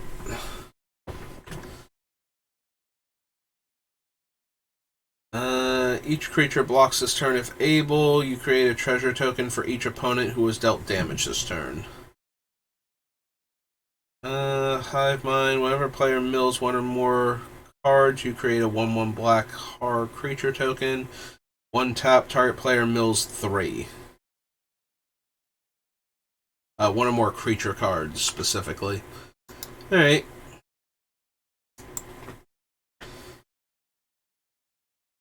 There's that. That was Commander Legends Baldur's Gate. Alright. Commander's Arsenal. Conflux. Alright. Let's see if this has anything fun. Excuse me, for our deck. Banefire. No. Put a 1/1 counter on it. Control green permanent, you put a 1/1 counter on it. Bonesaw, Brackish Elemental. Canyon Minotaur, Constricting Tendrils, Controlled Instincts. Humberstone. Dark Temper. Dragon Soul can't run. Esperzoa. Run Adjudicator. I think I care about Machinist. Fiery Fall. Font. Exalted and blue tap, draw a card, then discard a card. Nope. Raise Runners. Heartland you control becomes the basic land type of your choice. Hellspark Elemental. Ignite Disorder. Deals 3 damage divided as you choose among any number of target white and or blue creatures. Nope. Inkwell Leviathan. It's a white activated ability. It's 2/2 and can't block. Blue tap. Return an artifact you control to owner's hand, then you may put an artifact card from your hand into play.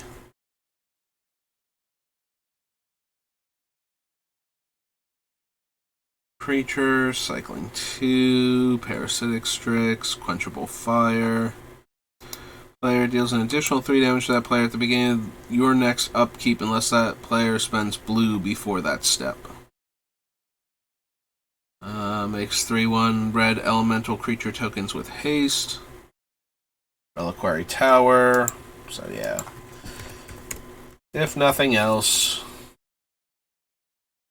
good old Reliquary Tower.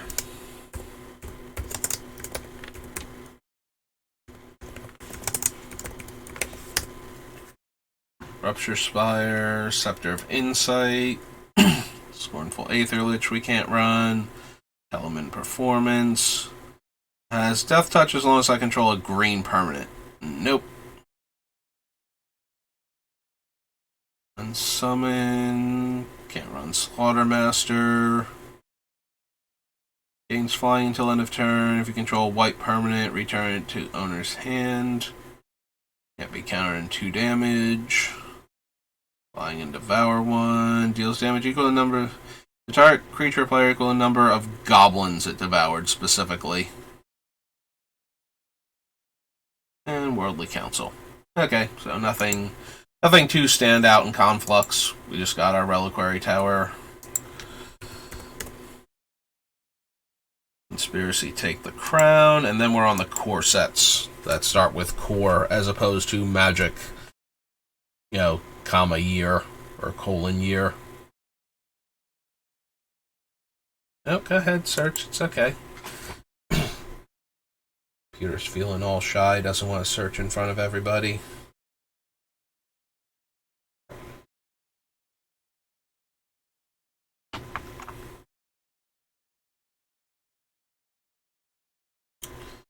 At the end of turn, you gain control of target creature and it gains haste. Untap and goad that creature.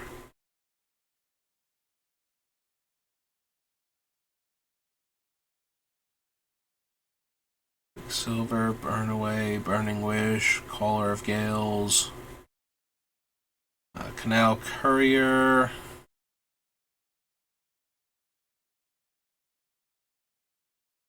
block this combat, Coordinated Assault, Covenant of Mines,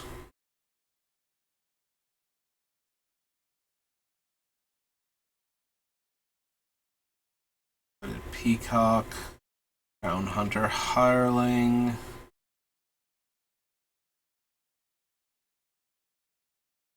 Secret Exarch, Deputized Protester, Menace, and Melee.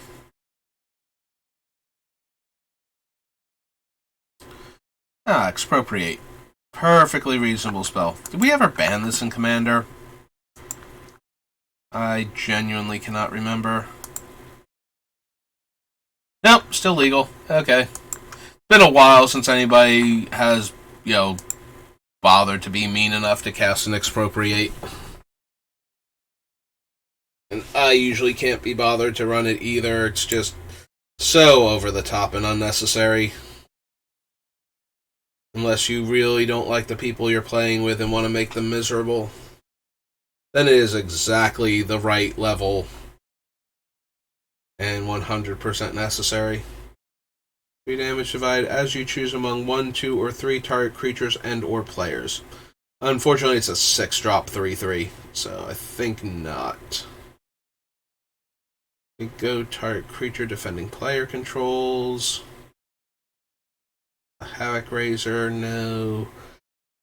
Ruffians have melee, and when they deal combat damage to an opponent, it deals that much damage to each other opponent. Gutter Snipe, Hamlet back, Burly.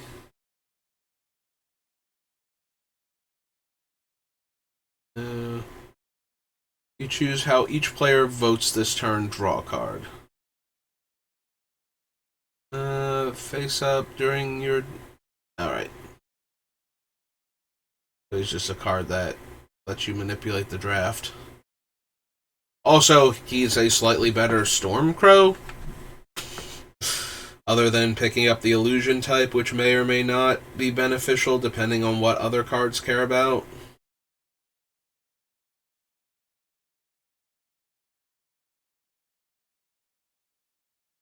Field, you may go target creature. The Crescent Moon, Keeper of Keys. You are the monarch. Creatures you control can't be blocked this turn.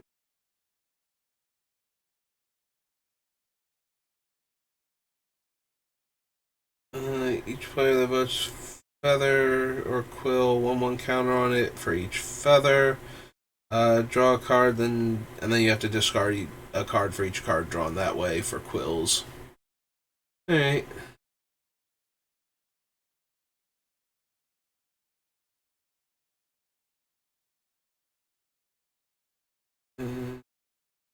Platinum Angel, Thunder Repulse, Show and Tell, Skittering Crustacean. It's hexproof. It's a 6/7. Enters the battlefield, you become the monarch. Beginning of your upkeep, if you're the monarch, you get a 5/5 dragon token.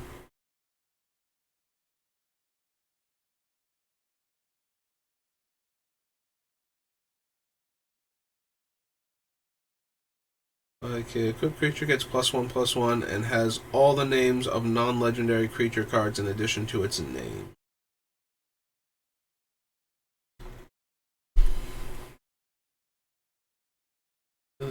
Start of your library. Gets plus X plus 0 until end of turn, where X is that card's converted mana cost. Stunt Double has Flash and becomes a copy of a creature I control. Subterranean Tremors deals X damage to each creature without flying. If X is 4 or more, destroy all artifacts. If X is 8 or more, make an 8/8 red lizard token. That's another card I frequently forget exists at all until I'm doing these things.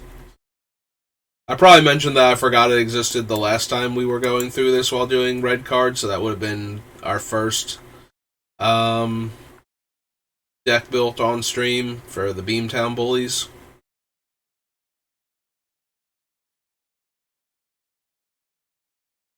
Spawn, blocks a creature, tap that creature. That creature doesn't untap. And Volatile Chimera. Okay. So that was Conspiracy Take the Crown. And now we're going to be on the core sets. So 19, 20, and 21 so far.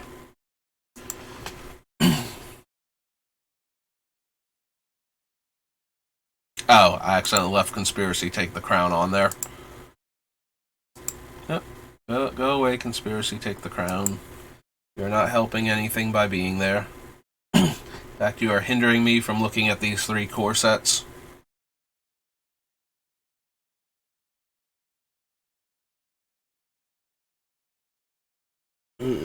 Act of Treason.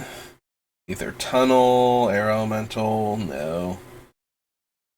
Becomes a target spell or ability opponent controls. Counter that spell unless its controller pays 1. Creature tokens get -1 power.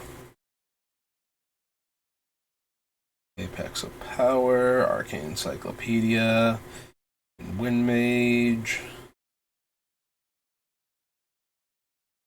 Pioneer. She just makes the thing right. Oh, Boggart, Bone to Ash. 2/2, and you can sack it for 2 red mana. Chaos Wand, Crash Through, Crucible reprint. The Dark Dwellers. Okay, can't be blocked. Another target creature you control can't be blocked this turn except by spirits. 1/1 bat tokens. That. Discard a card, draw a card, sacrifice it, deal 4 damage to target creature.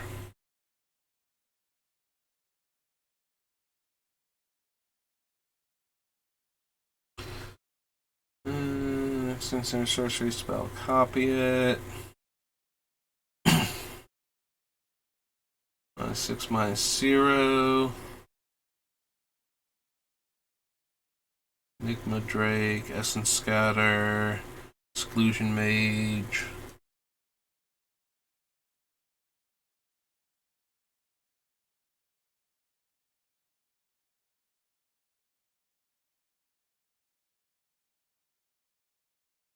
No.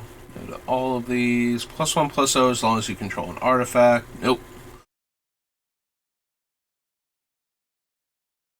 1/1 that makes a 1/1 goblin. I mean, probably not. Motivator, don't think so. 2 damage to each opponent. There is some merit, although I think Gutter Snipe is from Return to Ravnica, so we probably pick him up there. There is some merit, though, to Gutter Snipe, seeing as we will have a bunch of instants and sorceries in the deck to trigger him, but we also might have a bunch of artifacts and a bunch of colorless spells to trigger other things, so 7/3 trample, factor blocked, shuffle into owner's library. Real quick, I kind of scrolled through a bunch of these other things as I was going down. 4/3 trample, okay. And good for limited, not so much for anything else. 3/3 haste for 4, okay. If you control a dragon, there's Lathis. 3/1 fire breathing. Can't be countered, can't be blocked by blue things. Lightning Strike. Enters the battlefield, choose a creature. Enchanted creature is a copy of the chosen creature. Nope. Copy of any creature you control. Nope. Until end of turn, if a non-token creature would enter the battlefield and it wasn't cast, exile it instead. Meh. 1 mana, 1/1 that can't be blocked. Nexus of Fate. Omniscience. Omen Speaker. Among artifacts I control. Patient Rebuilding. Erosion. No. Deals 3 damage to target player and 1 damage to each creature that player controls. Yeah, it's still not quite where I want to be.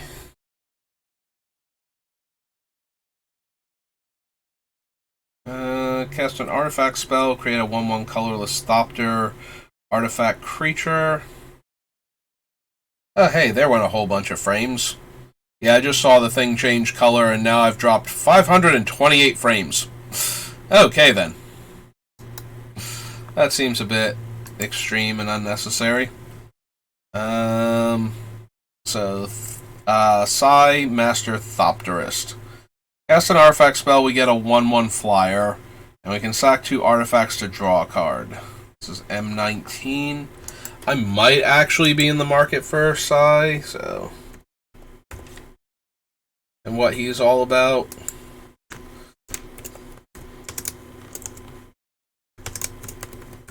Master Thopterist. Enters the battlefield, return target instant or sorcery from your graveyard to your hand. Deals 1 damage to each opponent and each creature your opponents control. And that's his plus. He's a 6-drop though. 4 damage to target player or planeswalker. And search your library for any number of dragon cards. So yeah, this is the planeswalker deck. Sarkhan Fireblood is the one from the actual set, but just looking at him, like, yeah, I think 6-drop is too much for that effect. It is kind of neat, though, that every turn he can just deal functionally 3 damage to each of our opponents and their creatures, as long as he lives. But I don't think he's good enough. Discard a card, draw a card, add 2 mana, cast dragons, and create 4 5/5 dragons. Deals 4 damage. Deals 4 damage to each opponent and each creature and planeswalker they control. When you activate the ability of a Sarkhan planeswalker, Whelp deals 1 damage to any target. Trying to tempt me into running Sarkhan, but I don't think there's any Sarkhan that I would want to run in this deck. Like, I'm not dragon themed, so the only dragon I would likely run is probably Shivan Hellkite for its ability to deal a damage to any target for 2 mana. Can't be blocked. Turns into a 5/5. No. Don't think so. Nope. And no to Surgemare.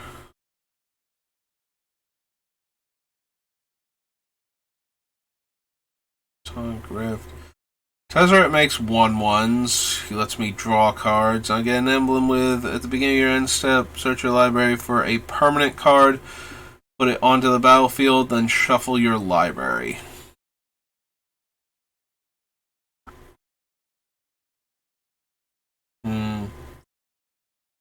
Probably not. I don't think we need him. And draw a card. Target artifact becomes a 5/5. Put any number of cards from your hand onto the battlefield face down. They're 5/5 artifact creatures.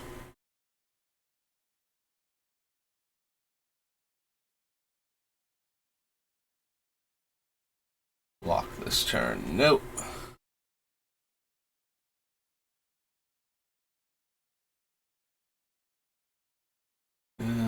no, no.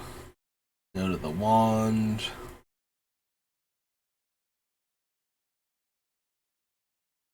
No, no.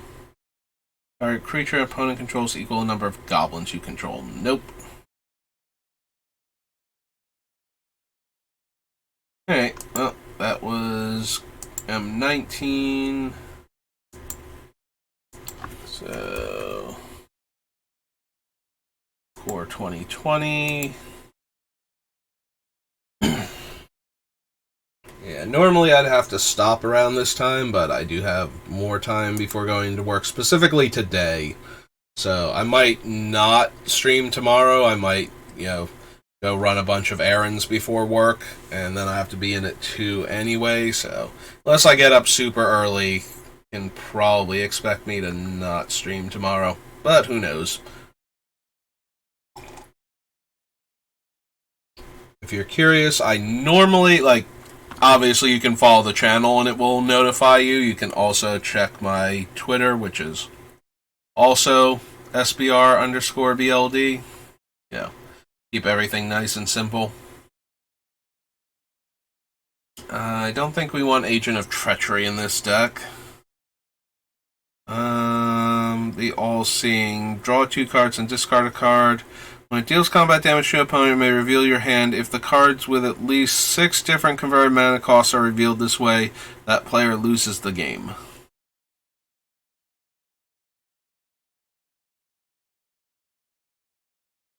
Plus 2 more to cast. Flash. Cast the spell during opponent's turn. +1/+1 counter. 3 target creatures to their owner's hand. Red Cavalier, Blue Cavalier. +1/+1 as long as you control Yan Ling. A target spell that targets you. Creates 2 1/1 elemental tokens. Oh, yeah. Chandra Awakened Inferno. I'm looking at the other Chandra, but yeah. Awakened Inferno. Each one of the emblems is a different source of damage. It's not like your opponent takes damage, X damage all at once. They take 1 damage from each one of them. So, yeah, Chandra does a lot with what our deck is doing. Real quick, this one makes 2 1/1s. That have haste and sacrifice them at the end of turn and may cast an instant or sorcery spell with converted mana cost 3 or less. And the deck one, 2 damage to any target, 4 damage to target creature, and 2 damage to that creature's controller, and 10 damage to target player and each creature that player controls. And the little one, buffs elementals, adds 2 red, and deals 2 damage to any target. Walker, no. Outrage, no. Activate the loyalty ability of a Chandra Planeswalker. You may pay 1. If you do copy that ability, you may choose new targets for the copy. And 1 tap, discard a mountain or a red card to draw a card. Now to Spitfire. Now to Cloudkin. Portal Merfolk. Dagger Cell Aeronaut. Artifact or land, draw a card. Don't think so. No, no. No. Top 7 cards of your library. Put 2 into your hand and the rest on the bottom of your library in a random order. No. No. Don't think so. No, no, no. 2 damage to each creature except creatures you control with flying. Yeah, that still kills Starn and, a bunch of our other things, so I think not. Whenever you discard a card, deals 1 damage to each opponent, and I can spend 2 mana to discard and draw, but only if this is attacking. I don't think we're going to run enough loot effects and rummage effects where Glinthorn Buccaneer would be particularly good. Like, he is a recursive source of 1 damage, but I mean to didn't mean to scroll like that. Gains flying until end of turn, only if you control a creature with flying. A ringleader, smuggler, Olos. 2+2 and has tap, draw a card, then discard a card. Haste. Cares about creatures of the chosen type. Immortal Phoenix return to owner's hand. 3+2. Raider. Enters the battlefield, you may discard a card if you do draw a card. Attacks gets +1 power until end of turn for each elemental. Opening hand. Whenever you or at least one permanent you control becomes a target of a spell or ability an opponent controls, Ley Line of Combustion deals 2 damage to that player. 2/2 Flying Haste now. Maniacal Rage. Rotting Raptor.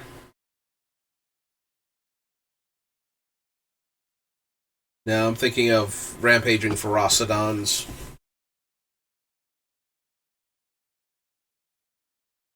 Mark of Immolation. Equipped creature has sacrificed this creature. It deals 1 damage to any target, but it costs 2 to equip.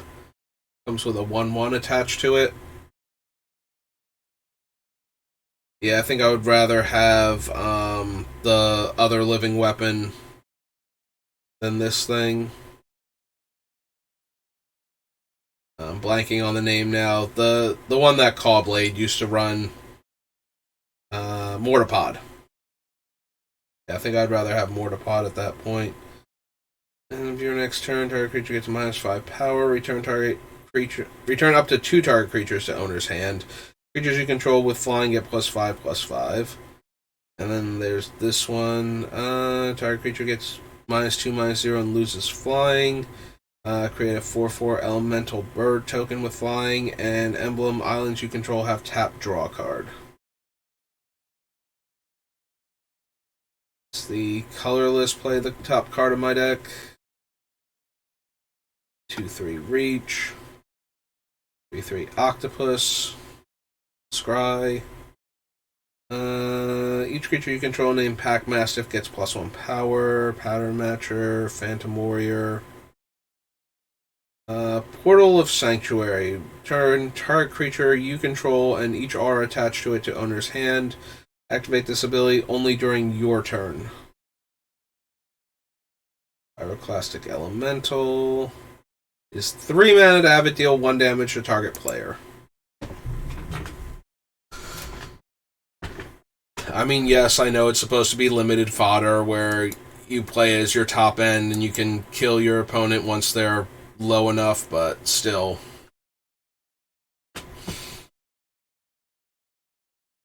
No to him. Reverberation. At least I believe no to him. We'd have to double check the Heart Piercer Bow, which should have been in here. I know Vial of Dragonfire isn't anything we're interested in. When exactly does Heart Piercer Bow deal damage to things? Because I genuinely forget now. Attacks deals 1 damage to target creature defending player controls. Oops. Sorry. So, this is a 2 mana 1/3 that taps for mana to cast artifacts. And we can search out the bow, which we can use to snipe something for 3 whenever we attack with the equipped creature. That might actually be worth it. I'll consider it when we get to Fate Reforged, because that's where this guy is originally from. But then we would have to put the Heart Piercer Bow is like cons, and then Vial of Dragonfire is dragons, and I don't think we're running Vial of Dragonfire at all. Deals 1 damage to any target, and if it's put into the graveyard from the battlefield, deals 5 damage to any target. It's 3 to cast and 3 to equip, 3 to activate, which is only slightly better than Rod of Ruin, which is already borderline unplayable with what we're doing. Yeah. Unfortunately, I think it's just too much limited fodder. If it was like 2 to activate, and then when it gets blown up randomly by somebody destroying all artifacts, we get to dome somebody for 5, I'd be okay with that, probably. Or at least put it on the list and then cut it later on when I realize we don't have room for any of that. Create 2 1/1s, and then elemental creatures you control gain haste until end of turn. Earn up to 2 target instant and or sorcery cards. Don't think so. Attacks, it deals 1 damage to the player or planeswalker it's attacking. I mean, it's a 1 mana that potentially deals 6, but I don't think so, even under those circumstances. It's not terrible, though, for what we're trying to do. Like, deal them 1, then deal them 2, and then if it gets through, it deals them another 3 total with our commander trigger. But it has to actually get through, so that's kind of holding it back with the way we're set up. Like, we don't want to necessarily activate ability or legendary spell. Activate ability, triggered ability, or legendary spell. We're still not, like, we're not forcing the 1/1 through often enough, I don't think. Attacks, choose target elemental creature card in your graveyard with toughness less than Awakener's toughness and return that card to the battlefield tapped and attacking. Sacrifice at the beginning of the next end step. Unchained Berserker gets +2/+0 as long as it's attacking.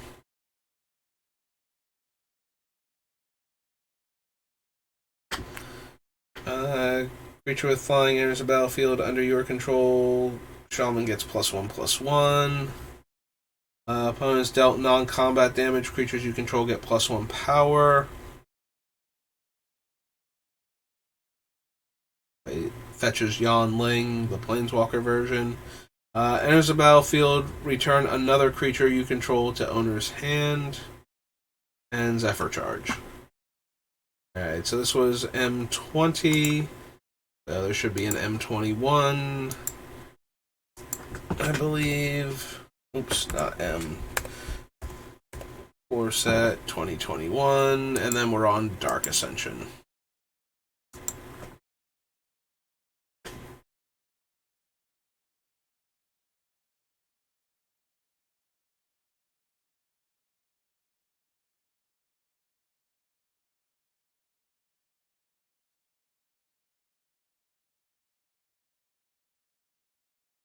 Nope. Baron Tolarian Archmage enters the battlefield. Return up to 1 other target creature or planeswalker to its owner's hand. Beginning of your end step. If a permanent was put into your hand from the battlefield this turn, draw a card. Nope. Haste attacks other creatures, get +1/+0. 4/5 Menace enters the battlefield. Target creature gets +4 power. So there's Brash Taunter. So it's indestructible, and it can pay 3 mana and fight, and whenever it's dealt damage, it deals that much damage to target opponent. So it will deal 1 damage to the creature it's fighting, which will then cause Starn to shoot it for 2. Then the Taunter takes that much damage and gets to throw that much damage at the opponent's face.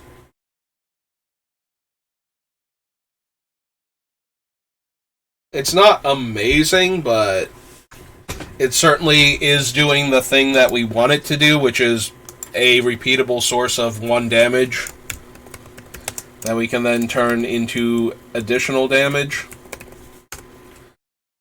So I'm going to at least consider it.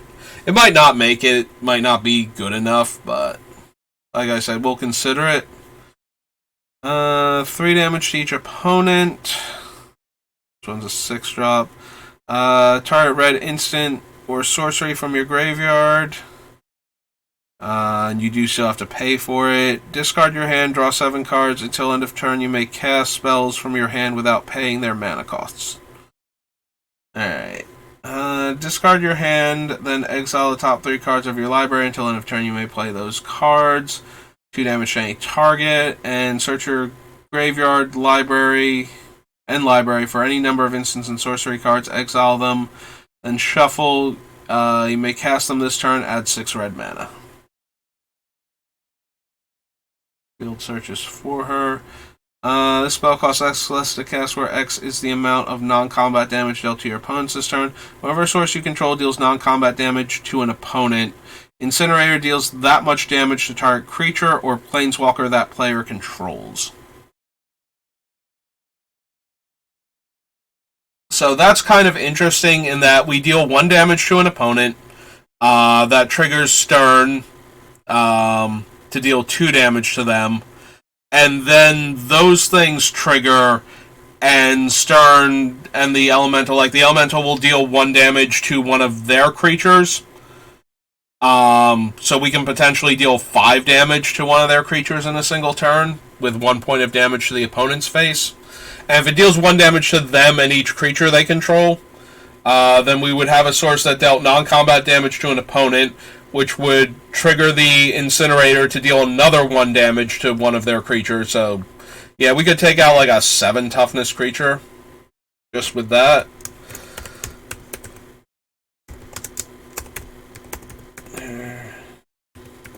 Or we can spread out even more damage to kill things that we normally couldn't, like kill 2 5 toughness creatures potentially that way. So, I'm down to at least try it. Deals 1 damage to target player or planeswalker.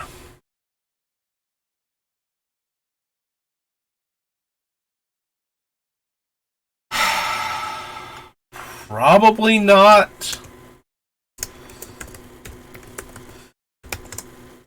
But it's a very cheap creature that's doing what we want to do. So, I'll think about it at least.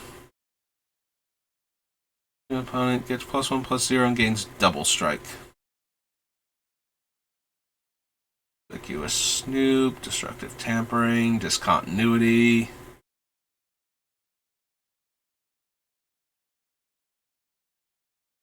Double Vision.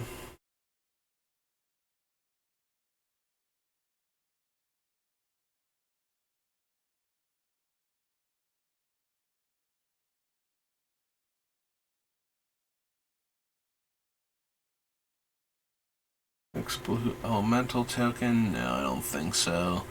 Fire Emancipation doesn't do what we want it to do, because it would triple the damage of our 1 damage sources, and Starn would never trigger again. No. Bitten. Can't attack unless you control 4 more artifacts, and makes treasure. Comes on tap, pay 2, draw a card, discard a card so he can't be blocked.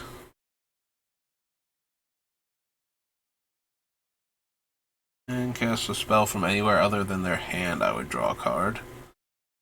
Arsonist is a reprint. 2/1/1 red goblin creature tokens with prowess. Whenever you sacrifice a permanent, Havoc Jester deals 1 damage to any target. So the Havoc Jester gets better if we're making treasure tokens, because that's the only way our blue-red deck is going to consistently sacrifice permanents.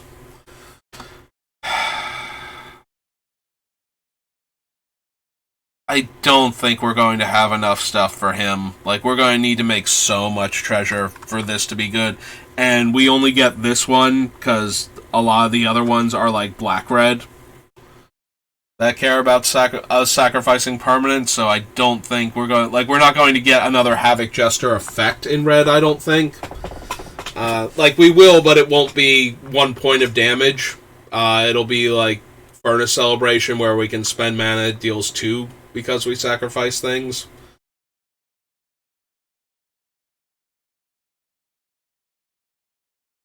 I mean, I suppose we would also have some combination of makeshift munitions and goblin bombardment in the deck. Probably still not worth it. Maybe when we get towards the end, if it looks like it would actually be something decent, we can do it. Double Fiend, no. 1/2 prowess, no. Activate loyalty ability with Chandra Planeswalker. Deals 1 damage to each opponent. We would need so many Chandras. We would need to be Chandra Tribal for this thing to work. If we were Chandra Tribal, that would actually be worth it, but... Attacks, draw a card. Nile, Maze Mind Tome, Meteorite, Miscast. Playing in Prowess, Skyfish, Opt, Burn Devils. No.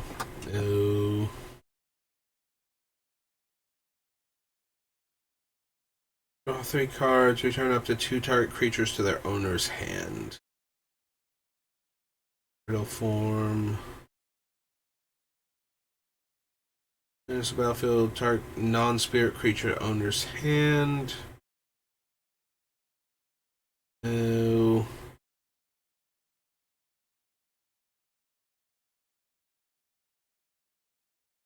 Battered Hide deals X damage to target creature or planeswalker, where X is the number of shrines you control.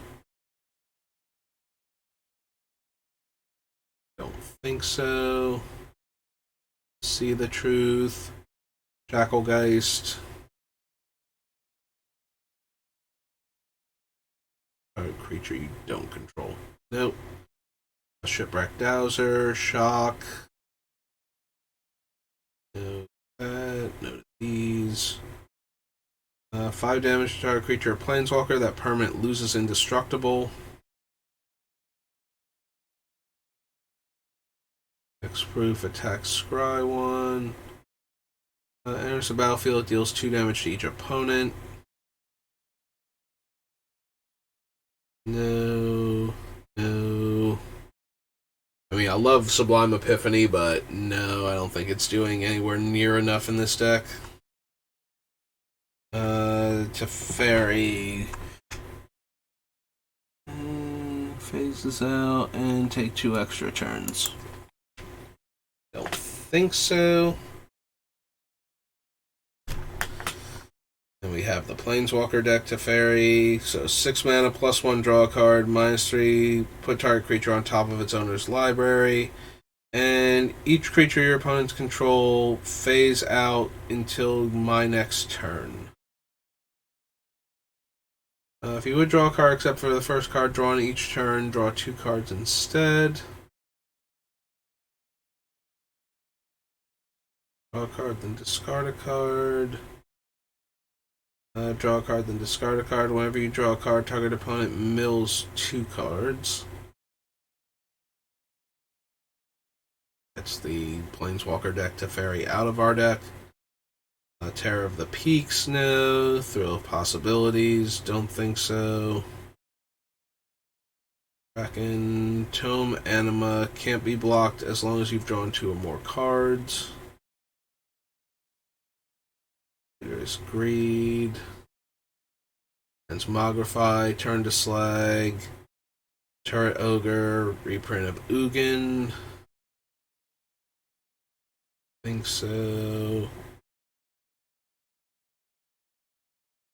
This, no. X less to cast, where X is the total power of creatures you control. Deals 6 damage to each of up to 2 targets. Okay.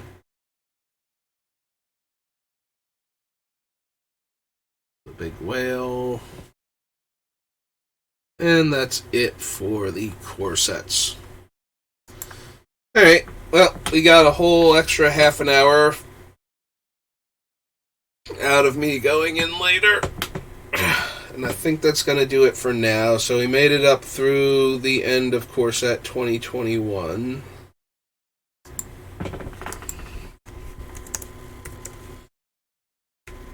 So there's that.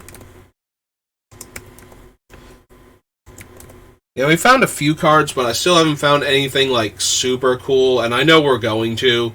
I know there's going to be some cards that just throw around random 1 damage here and there.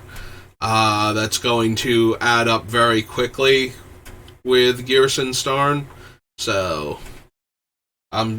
we just have to make it through all of the sets in order to find them. I'm pretty sure, though, there's going to be a couple fun cards. One of the ones I'm thinking of is in Mercadian Masks, and that ought to be fun. I'm